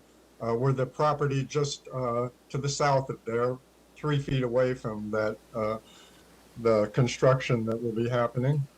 And the bottom line is that we are totally opposed to this. I think it needs to be really relooked at in terms of doing something to protect our privacy. This addition is moved as close as legally possible, I believe, to our backyard fence, and it looks right down into our most private living areas, as you can see, hopefully on the photographs that I've included. In addition, as has been implied, number one is this is owned by an investor. They've never lived there. It was purchased in 2017. Immediately was a long-term rental. which was okay, and then it has since become a short-term rental on VRBO, and it's currently being rented in that manner. In addition, the garage has a sordid history of violations. It started as a carport, and then it was illegally modified to a garage, became an illegal dwelling unit, and I won't go through all the horror detail there, but you can see the enforcement cases against it. And most recently, on the south-facing wall in 2017, the staff hearing officer made them remove that a door that had been added there for access to the illegal dwelling unit. The second page of the presentation I put together shows the street views, both the existing now and then it will look like with this new addition. You see the Oliver Road one in the lower right. It raises this 25 feet above the ground versus 9, and you can see how it looks directly into our backyard. Slide 3 shows the actual views right into our backyard. The little red circle is the current gutter there on the existing garage, and so anything above that, looks right into the lens of where the views were taken in our backyard. Going over to slide 4, you see the kind of an aerial view, and you mentioned earlier that there were maybe 6 second-story residences. Of course, they're all Jim, not as a anywhere- note, your time is up, but I'll let you complete that thought right there. I'll just finish very quickly then. But the point is that there are no second-story additions permitted in Cypress Park, which is, this property is adjacent to that. So in that regard, we believe it's incompatible.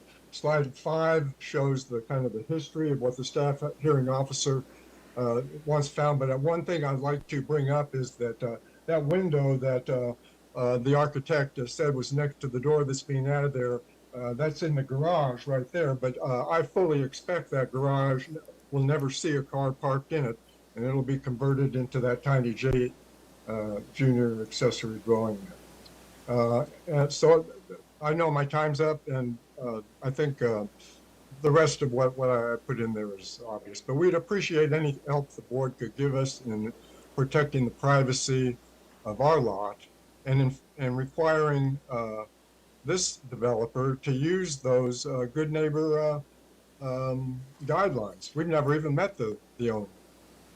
All right, thank you. Thank you. With that, I don't have any other participants online, but I will acknowledge that we did receive written correspondence from Jim and Meredith Byrne and Sonia and Kevin Connors, and give it back to you. Okay, thank you. So one of these at the beginning, staff did address the difference for an ADU and a JADU, but I just want to state it for the record while you're here. And a JADU is entirely within the existing footprint of the residence. So it's outside of our purview because it totally meets staff requirements, and it doesn't change the size, bulk, and scale of the residence because it fits totally inside there. The other concern in both the public comments about vacation rentals, that is outside of our purview of the use of the residence. I do encourage conversations with the applicant, and I do think that for our board, it's more something we can consider with the path of travel, but the JADU itself is outside of our purview, even the access to the JADU, correct? Yes, I believe so.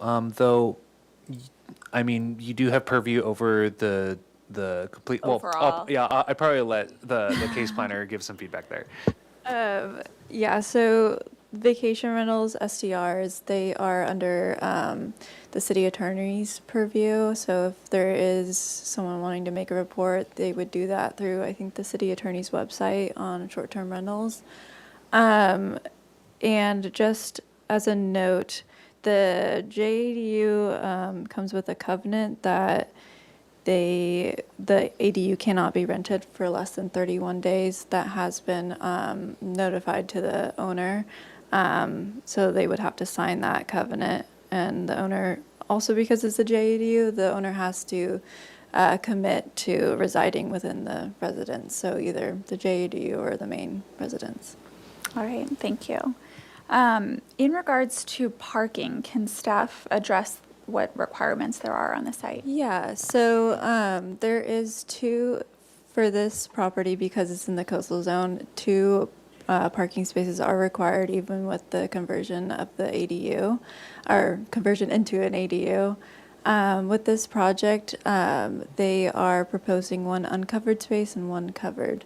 Yeah, so in the uncovered space does require modifications. Okay. So what? Correct.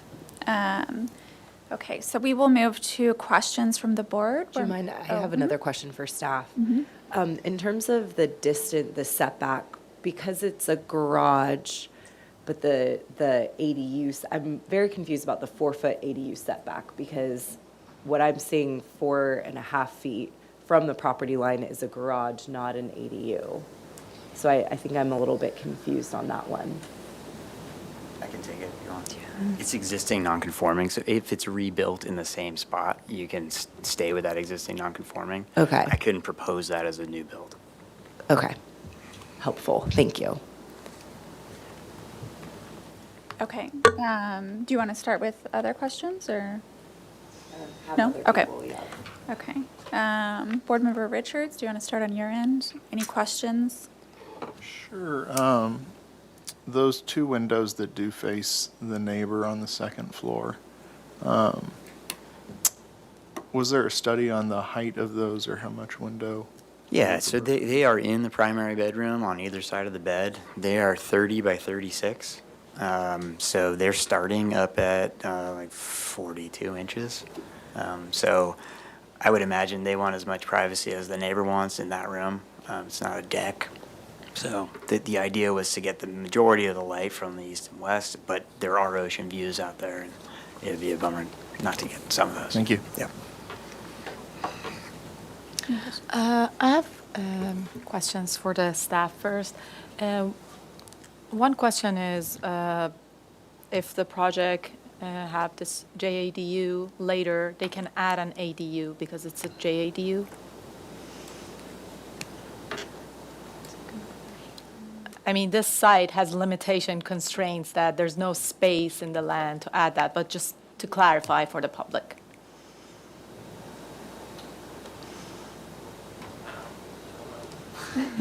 That's a good question. So there is nowhere, I don't believe there's anywhere on the site that could fit a detached standard ADU.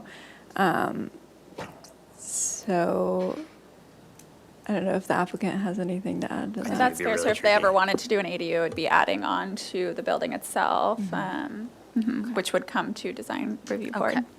Other questions? Yes. Can staff clarify that proximity to the Cypress Park that the neighbors brought up, that there's no second story addition? I believe that's next, like right next door, but they are not, to my knowledge, part of that Cypress Park. So if CCTV wants to look at the desk, I have part of the public comment. My desk. There you go. Okay.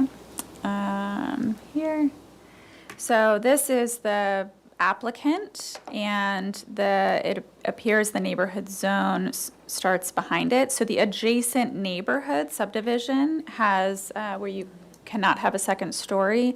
The applicant showed other residences in the surrounding area that do have second stories. Okay, thank you. And just one question from the applicant. In this, the south elevation, that existing wood fence, is this part of the project, scope of the project to update that or add any landscape there? No, but I think this is right now, no, we're just here for comments, but I think that's a great comment, and I think this is a great MZE where we could get a hedge between this house and the neighbor to make everyone feel better about it. I think that's a great idea. Thank you. Could you walk us through the location of the door and window into the garage and also the path for the JADU instead of being on the front? So the JADU is connected to the house, so you could come along the side of the house and come in this back door, but it is also connected to the house. It's more like a granny unit where a family member comes there. JADUs don't need separate heat, separate water. It's different than a ADU. What about the door and window into the garage? Oh, door and window of the garage. So there is no other, I hate this term, but a man door is, so this is the access to get into the garage if you don't want to open the garage door. Is there a reason it's located that far back onto the side? No, it could certainly be over here. There's an electrical panel here. We're just trying to keep clear of some of the stuff, but we could certainly move it if it's an issue. Okay. Yeah. And then for the hedge, do you know how long it's been there? And what the height is? So it's proposed to be over 8 foot. What is the proposed height? Yeah, that was part of the clarification I was trying to get at the beginning. So it varies from 7 feet to 8 feet, and the goal is to just stick with that 8 feet. There's an arch of the hedge right over this front entry that probably goes up to 10 feet, so maybe that's where we could get an exception to the design exception. But everything else, it would be 8 feet, and it could come down. They're not married to 8 feet, so if you want it shorter, but it does provide this little front yard some nice privacy. Is the hedge something consistent in the neighborhood that a lot of the neighbors? It is, especially if you go up Oliver. Next time I can bring examples of that, but there are lots of the exact same hedge.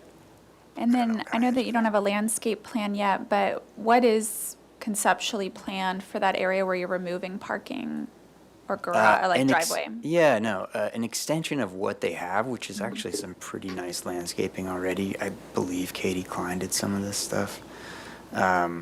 So it's it's some gravel and it's pretty well established. Let me see what this is. There we go. So it's mulch and planting. I don't know. It's just it would be a nice path. This path would just extend. Would just lose some of that concrete. Okay.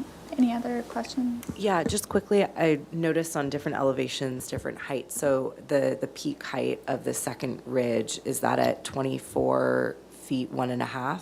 Yeah, so it depends on where you pull Okay. it. So if we pull it from the north side, it's Yeah. shorter, and if we pull Okay. it from the south But side. at the very So the worst top. case, let's look at the worst case.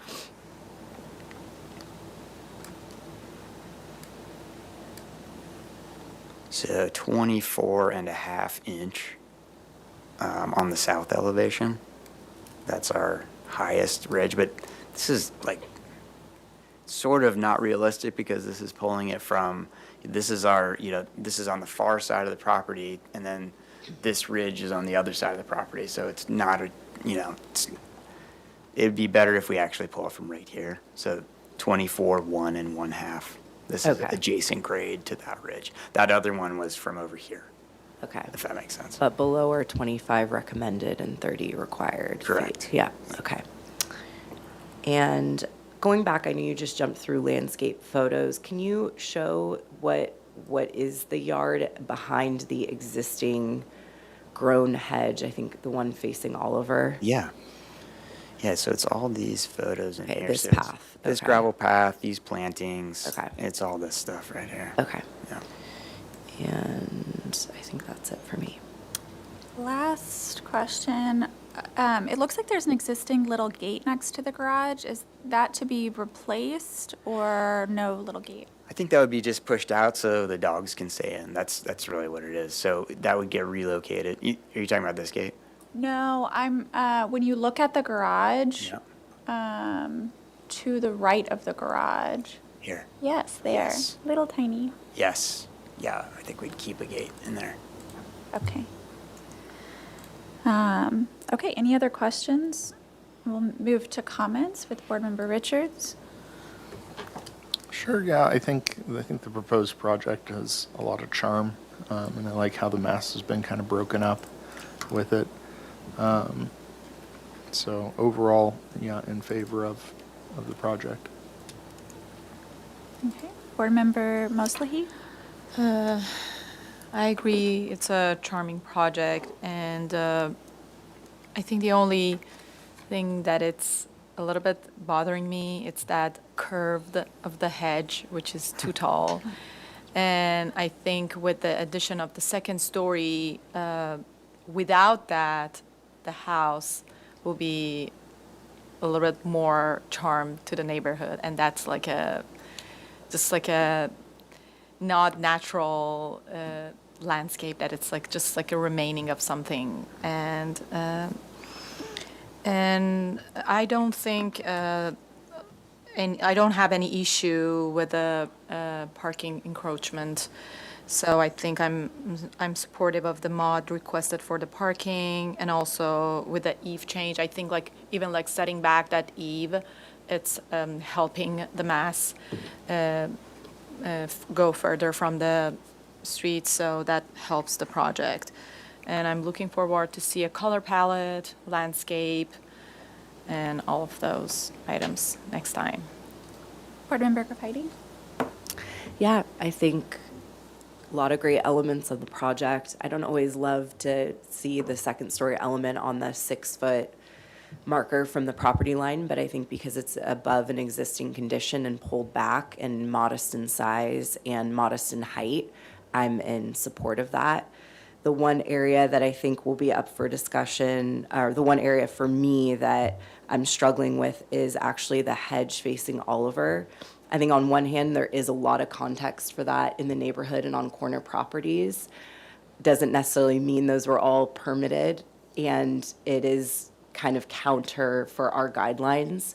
The other portion of it is I'm more supportive of hedges on corner lots like this when they're, for the other street, I'm blanking on the name of the road, where there is more usable yard, as that is kind of the only backyard and it's providing privacy. But the landscaping is so beautiful and charming facing Oliver. I think it's actually a shame to have a hedge there. And I think if this project was proposing hedges there, I would feel less in support of them. But the struggle is actually more that they're existing. And so I would really want to revisit that. But aside from that, I think it's a nice project, and hopefully there can be more discussion again with the neighbors and the owner and architect on the rental and all the other kind of discussion points brought up in public comment. Yeah, I think I agree about the hedging, and I think that in order for us to support, I think we'll need a stronger reason to support such a tall hedge. Separate from that, I think right now there seems to be a disconnect in the hedge on that side and on the other side, but I do agree, just because one is like super structured and the other one I is think that they are the same style. I'll have to take another just look. I not- think it's the same plant. It's just one looks like it was recently planted, and these Oh, are clearly interesting. mature. They're, Okay. I think it's Eugenia, but Okay. yeah. So they feel too tall. I think if there's a support for that being the overwhelming, consensus for the neighborhood, but especially now, you're reducing your garage, so now almost this entire lot is just going to be hedged in, and from a neighborhood standpoint, I don't think that makes great neighborhoods, but I understand a need for, or a desire for privacy at some level. I think that the addition is modest. I do think that there's enough support in the neighborhood for second stories, and I think it follows the guidelines of stepping in on the side. I do think not just for privacy, but even just for proportion, it might be worth studying the scale of the windows on the south elevation. They look like they're hitting close to the roof below. But I do think having some conversations with the neighbor would be helpful, and studying some level there on privacy for that access, because it's now the 4-foot setback is being used as your path to that man door and the path to the JADU. It would be considerate to include something to help with any noise as your two entry points. But otherwise, I think that it works well. I'm looking at my notes if there's anything else, but. To also consider the FAR waiver as well. That was also on the table. I can bring up the handout if Yeah, you'd like no, to go. I think I'm in support of waiving that. I mean, and generally it's a question about the size, bulk, and scale, but because of the size of the lot and the scale of the first floor, the second story addition feels very modest, and I think I heard from the board that they feel the same. So it's also, I think, helpful to see that it's only 18 or so feet to the eave. So the face of that 24 feet is not as noticeable. It's in kind of small areas. I am curious if the board is in support of this going to consent after, or if you'd like it back to the full board. There might be public comment and some things, so the full board. Okay. Me too. Great. Yeah. Add anything about this, or they're gonna have landscape plan, the drainage? Actually, that is a good point. We did receive public comment about no changes to the drainage, but there will be new downspouts with the new Yes. addition, and We don't so have it's enough. just that there's no other site work drainage needed. But yeah, I do think we'll need to see the landscape portion in that small area, or at least on a conceptual level, especially if there's, yeah, okay, where's my? I move to continue this project indefinitely to the staff hearing officer and back to the full board with the following comments. The board is in support of the size, bulk, and scale of the second story addition, especially given the setback on the second story from the property line. The board supports the continuous eave and finds the aesthetic improvement to justify the what was this, a setback or an MCE? Setback, thank you. The board is in support of the adjustments and modifications needed for the parking in the front yard. The board is hesitant to approve the height of the hedge and would like to see further support and justification in the neighborhood context. Otherwise, the board would recommend lowering the height of the hedge.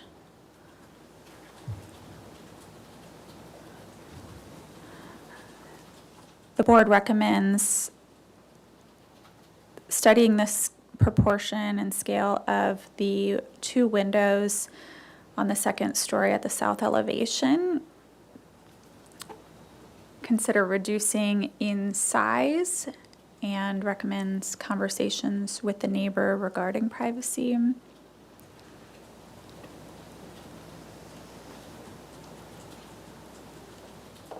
Overall, the board finds the design aesthetic to be charming and appreciates the broken up mass to help reduce the overall size and appearance. The board would like to see a conceptual plan of the landscaping that will fill in where the driveway is reduced.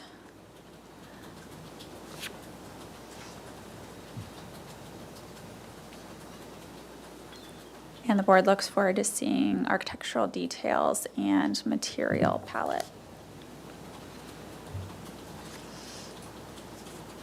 I'd like to second, I just have a question. So when we're talking about there's an MZE requested for a hedge in the front setback. Are we talking about both on Oliver and on, is it Coleman? I can't see what the other street is, Coleman? Yes. Okay, so that's in regards to hedges on both, because there actually is a breakup in the hedge existing, or at least in the Google Street View, maybe it isn't currently anymore. You're right. I mean, it was kind of replanted to try to match. So it's. But it is a continuous hedge in the intent, okay. Okay. I'll second the motion as is. I'm sorry, did we include the FAR waiver? Oh, thank you. I don't believe The so. board waives the requirements for FAR. Great, thank you.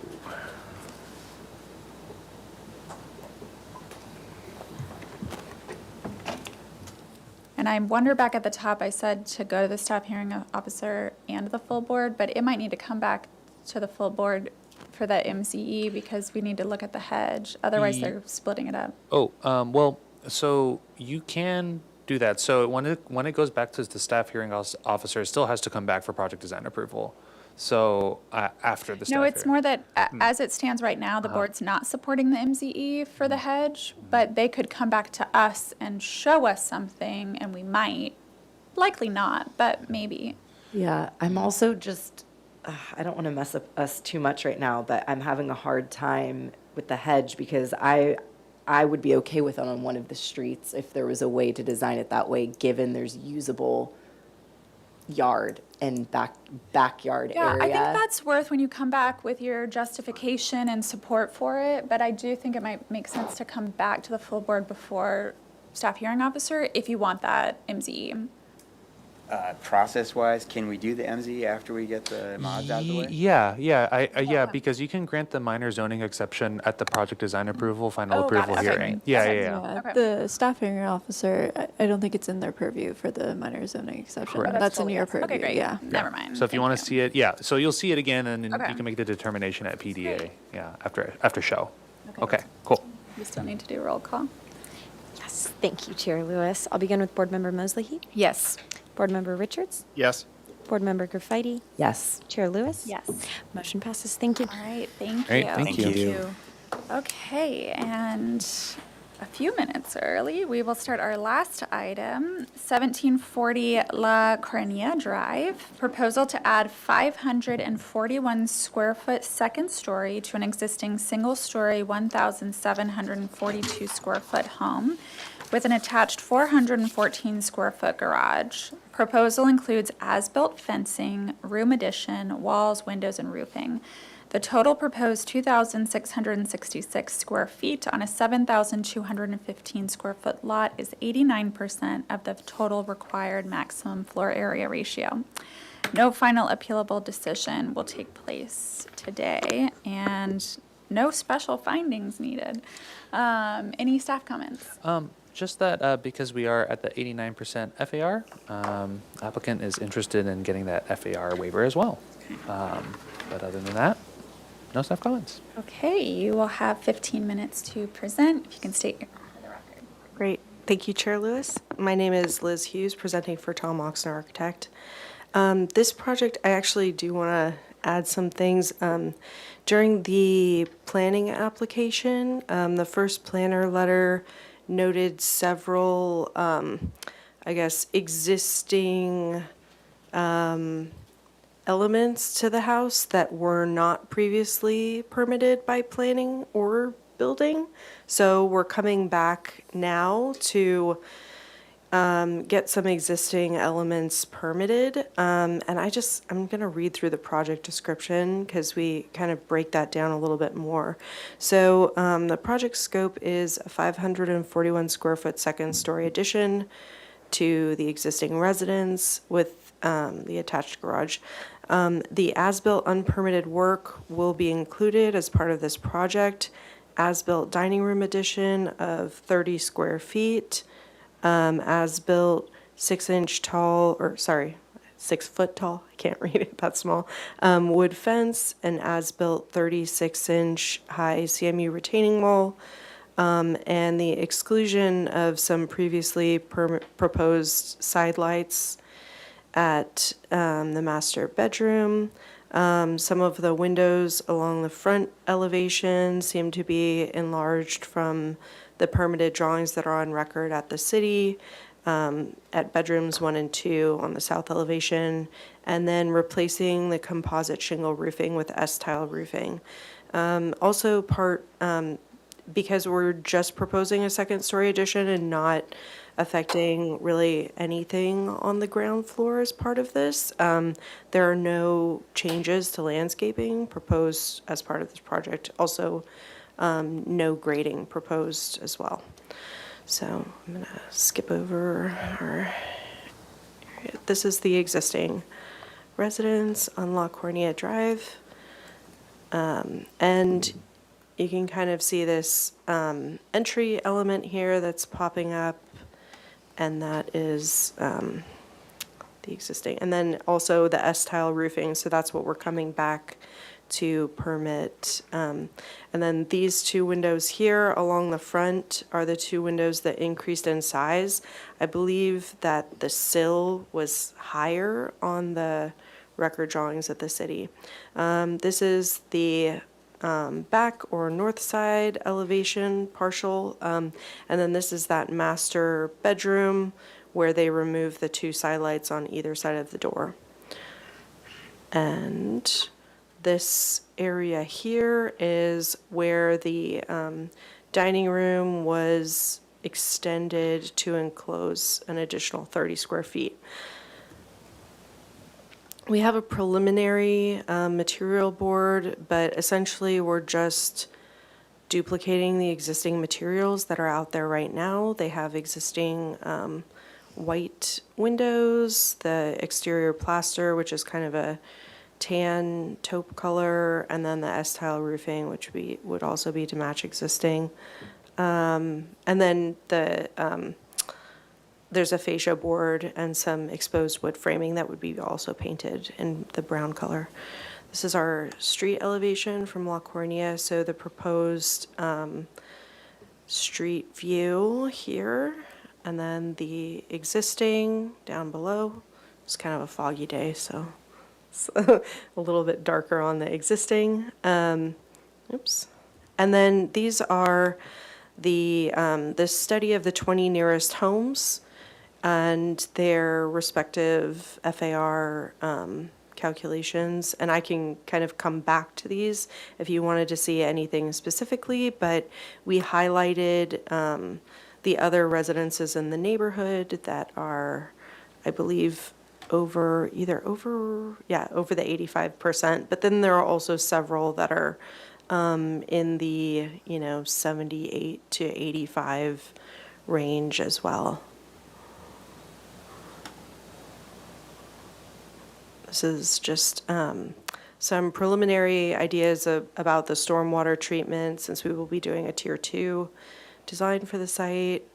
And then the areas of demolition. So this is where the proposed second story will go, above the ridge line here and also over the entry. And then on the lower level, we're taking over a small portion of the garage to create the stair up to the upper level.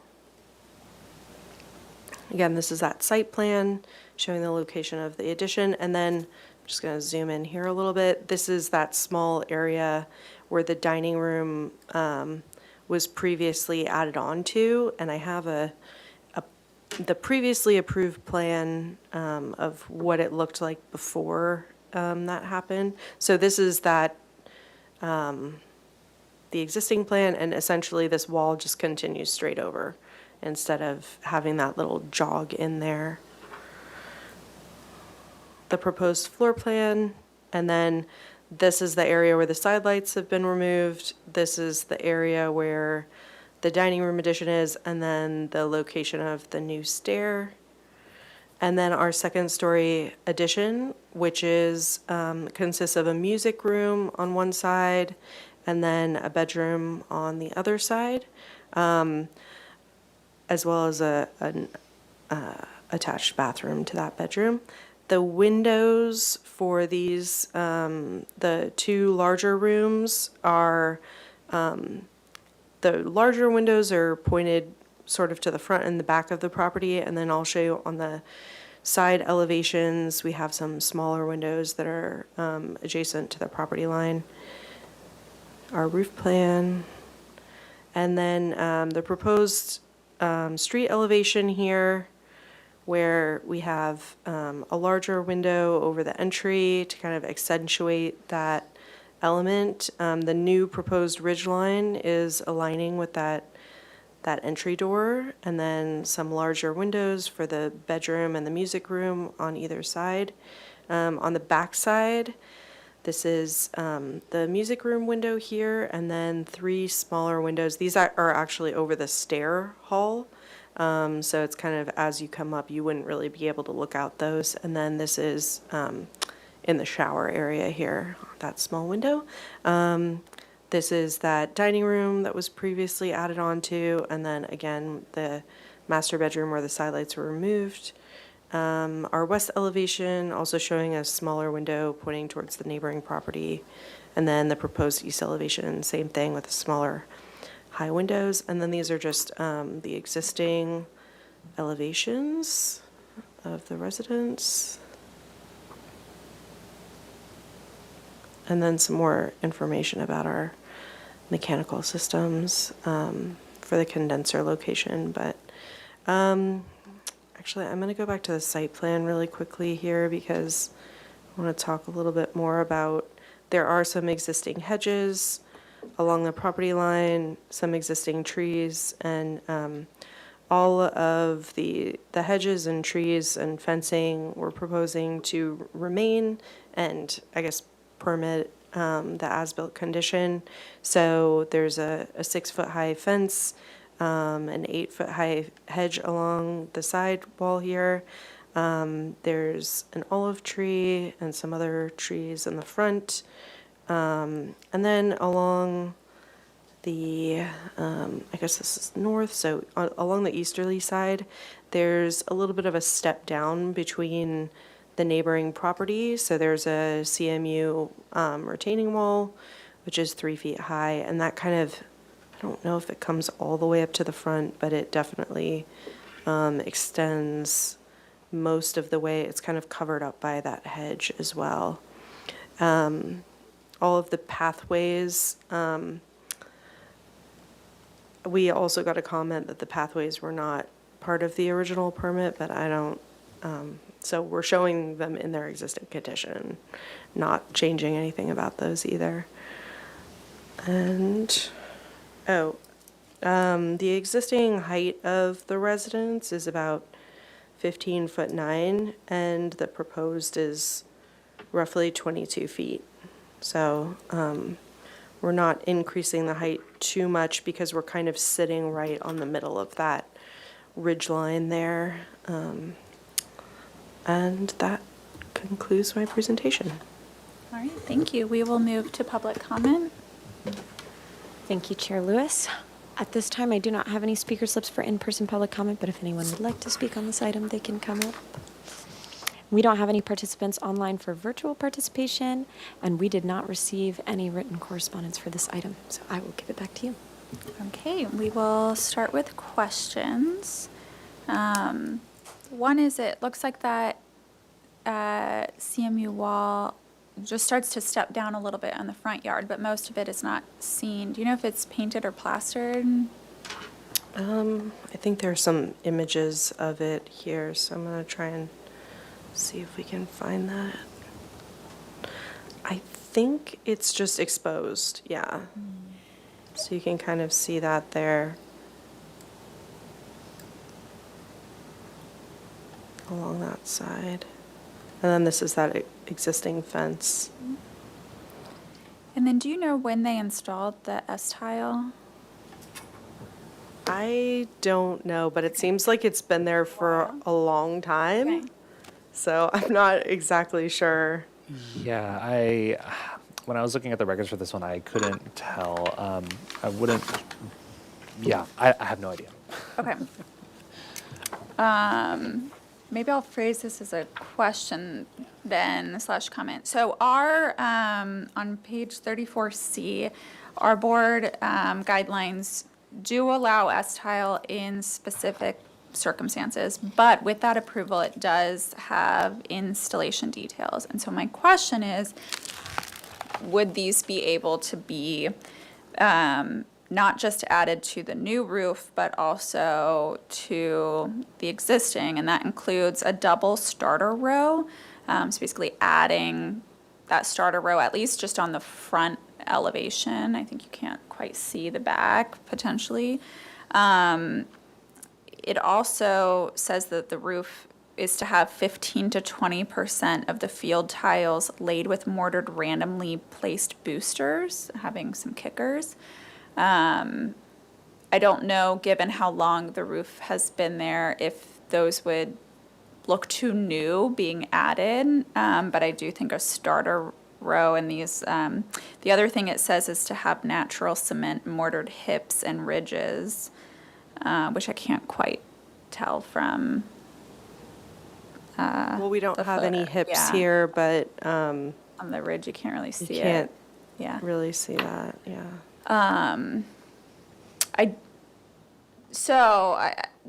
As a question, do you think those are outside of either budget structure or any other limitations and something that could be incorporated? I'd have to look into that. Yeah. And we'll see what the other comments, but something for the board to consider. So the main two are the starter row of having that two-piece at the start, and then having a 15 to 20% of the field tiles laid with some boosters so that it breaks up that uniformity and kind of. Yeah, and I just would want to provide staff comment because I did do a project. It was at 1830 Overlook Lane. There was an appeal for approving an S-tile roof. I can email you guys the presentation from that, but we got into it got approved. The appeal went through. The applicant, commission sided with the applicant. But one of the issues I remember when we during the site visit is the bird stops as well, which is the motored ends. That was a difficult thing, but they did manage to get mortared material with the plastic because that's kind of very hard to do with that material. Well, and from are what the these contractor clay was S saying. tiles or are these? You don't I know. believe they're clay, but Okay. I do Okay. not Yeah. know. Yeah. So I just wanted to Yeah. provide that back. I can provide some more background, Okay. some history, because we have dealt with S-tile and it did go through. So if the board can make that finding and you find it acceptable, it might be a possibility, but I can work with the applicant as well and see their next proposal. All right, thank you. Okay. Other questions? We'll start. I was just going to jump in with some of the questions about the roof. And that example that was provided was also, though, on a roof that was not very visible. So I think I really want to just go off of our guideline, and I don't want to read it all, but 34-C. So clay S-tile can be considered for approval for affordable or low-income housing projects. My question would be, can you provide like justification or anything else for us to be able to kind of, as we look through the findings, be able to make I mean, the I think the findings? only justification is that it's existing, right? So it doesn't really make sense to replace an entire existing roof. But I and guess we don't know how long that roof is. it's been there for at least, I would say, over 10 years, maybe more. It could have been in the 80s, I don't know. But Yeah, okay. I guess I could find some more, I could see if I could find some more information about when the tile was installed, but I think, Yeah, some of the other allowable things are if the building cannot structurally support the weight.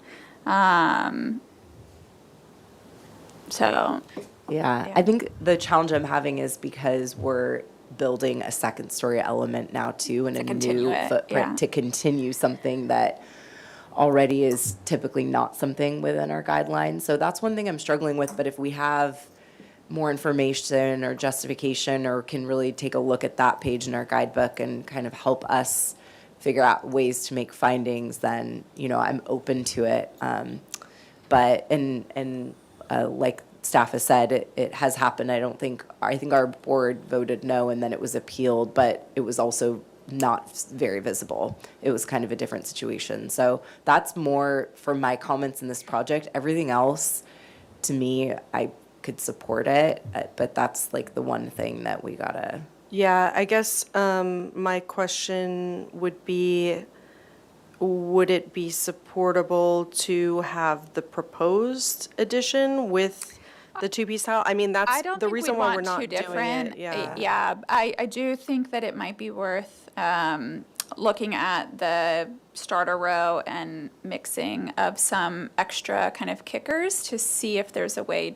That feels like a minimal thing to add that could help, and then be done consistently for the new part. But we'll keep asking some Yeah, questions I think that's and kind of a comments, question but- for a contractor probably, so. Yeah, and we'll if have that to becomes do some research for yeah, that. if there's a reason against that, that would be helpful for the board so that we can fully support the S. But I do think, given the house, it would make sense, and I'm curious hearing the rest of the board, for it to be consistent roofing. Yes. Okay. Any questions over here? No, I don't think I have questions. Okay. Comments? No comments? Sure, I'll start. I think that S-tile is inappropriate for the house. It looks like the patina of it and the age of it is going to be, one, very hard to match and extend on without it something, especially with as much new that you have, standing out. And it seems like the only way to kind of accomplish that would be to mix it in and blend it, and at that point, you're almost re-roofing the roof. So I don't think I can support the S-tile. I would be open to an alternative material. I don't think that it needs to be a two-part mission. But I think that the S-tile is just out of character for Santa Barbara, so. Yeah, given the style of the house, it didn't need to be clay tile at all, Right. is what you're saying. Yeah. Yeah. Board Member Mosley? Yeah, I agree that, continuing what was initially not right, I think it's not the right decision, but we'll looking to see if there's more information that we can justify that, and of course, we want consistency in the roofs. I have two little comments on the south elevation. I know that all the windows, existing windows, are that aluminum white. Yes. Yes. I'm not the fan of that, but continuing that now seems like the reasoning for that.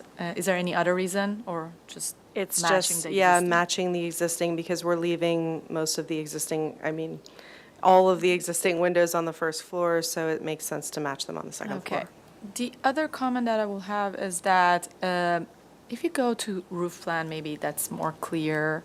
The way that the two roofs are blending together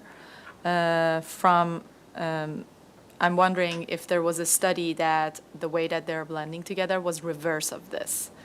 So the roof that if you go to the south elevation or north elevation, so that connection, to me, it's a little bit complex corner, and I'm wondering if you guys studied the other way. We didn't, because we wanted to provide kind of the ridge that aligns with that entry, was the design feature, since they had that lower ridge, I guess, that was kind of popping up to create that entry in the first that's out there right now. And so the idea was to extend that upward and keep that element kind of central to that axis of the project. Just to clarify, I didn't mean that not having that peak Sure. there, but if you Oh. go to the roof plan, is not having the rectangular coming and hitting that, and the other, and keeping that. This Yes. portion? No, that portion that. The gap? Instead of having this part, having this as a complete roof and blends into that, because in the front elevation. Why having a peak there at the front? No, Is that what you're asking? having the peak, but if you go to the south elevation and zoom into that corner. Oh, sure, extending it past. Oh, Yeah, sure. that's the only comment Extending that I this have. little Like, thing. so if this roof was a complete roof, the one that has the peak. And is it because of the jut out of I think the it's because of the elevation there? interior, because they have the Yeah. music room underneath here. But that's not the ideal, I think my comment, but. part of the reasoning here was to break up that facade, so that, and I think, you know, it's kind of a struggle because if all of this was on the same plane, then we'd kind of have a different issue with the roofs where you'd have, you know, still kind of these two competing eave lines, and then you'd have that massing continuing through. I mean, I guess the only better solution potentially would be to push this massing towards the back, but that may create other issues. I know. Looking at the north elevation as well, like I think it's worth studying for the next time as well, but that's a suggestion. I think that's all my comments. Board Member Graffiti? Okay, starting with the positive, I think size, bulk, and scales, great. Height, very modest. Second story addition, modest, and also broadened from the left side, which is great. So I'm happy to, for me, I'd feel comfortable waiving all the FAR requirements. I think it's always a challenge when there are unpermitted or as-built items and then we're adding to a house, and of course we're always going to want to match, but then it's tough to match something existing that didn't necessarily go through our board or get a permit. So that's a tough spot to be in. I think I agree with Board Member Richards with regarding the roof material, that it's visible, we're adding to it because it's, again, we don't know exactly how old it is, but going to be tough to match. It sounds like other board members are open to, you know, depending if we can update the eave or the eave and ridge line to our board recommendations. But I think I need to see a strong justification and support from my other board members and the applicant to be able to get on board with supporting the S-tile. Windows, again, I would agree with other board members. I'm okay approving as is, but they're not ideal. So I think it's more of like an acceptable but not an ideal one.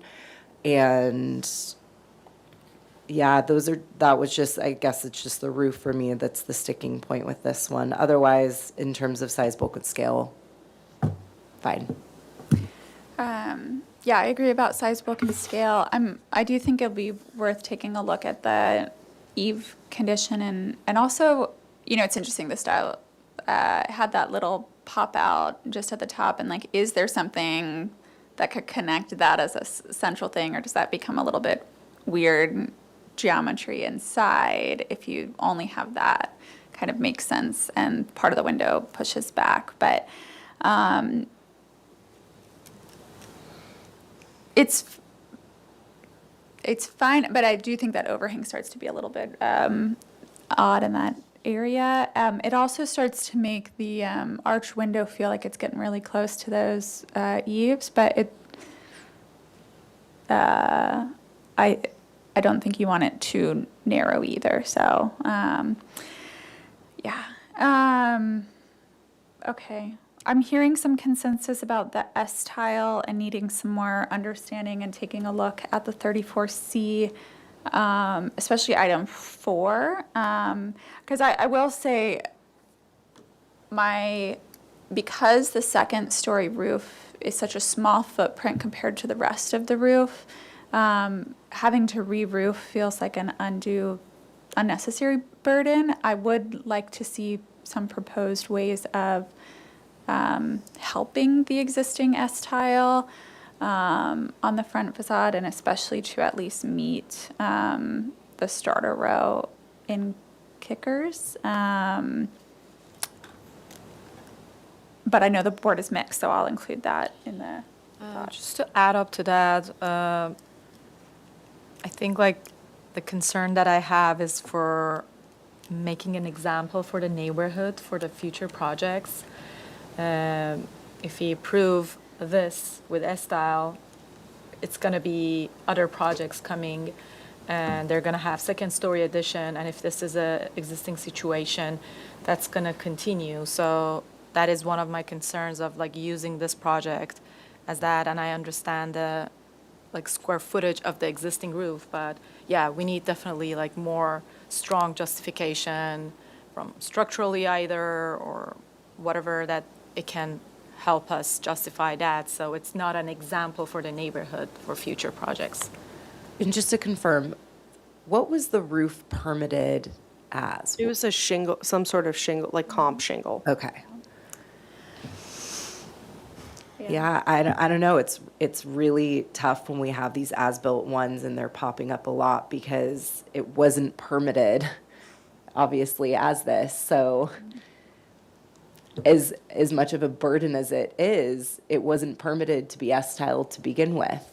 And I think we have to take that into account. Typically, when we see as-built projects, we're told, assume this is being all proposed with that. So I don't know. It's going to be a really difficult one for me personally to get on board with. We can make the motion how we're going to make it, but. Okay. Yeah, and then the only other thing I'll add is I think it'd be helpful to see that CMU wall, like any photos of what is visible in the front yard, because I do think painting or plastering the CMU would be nice, just in what's visible in the front yard. Okay, I'll move to continue this project indefinitely to the full board with the following comments. The board is generally in support of the size, bulk, and scale, and finds the second story addition to be modest and placed well. The board would like to see support for the S-tile and would like the applicant to reference our guidelines, page 34C, for the recommended installation details.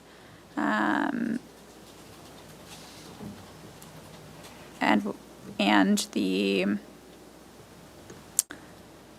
guidelines for proposal for the S-tile. So, yeah, we'll leave it at that.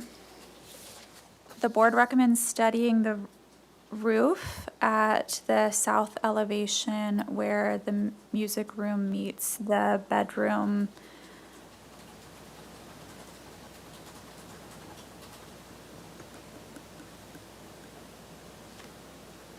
And the board waives the FAR requirements. The board would like to see photos of the existing CMU, non-permitted existing CMU retaining wall in the front yard, and would like to see if it is painted or plastered.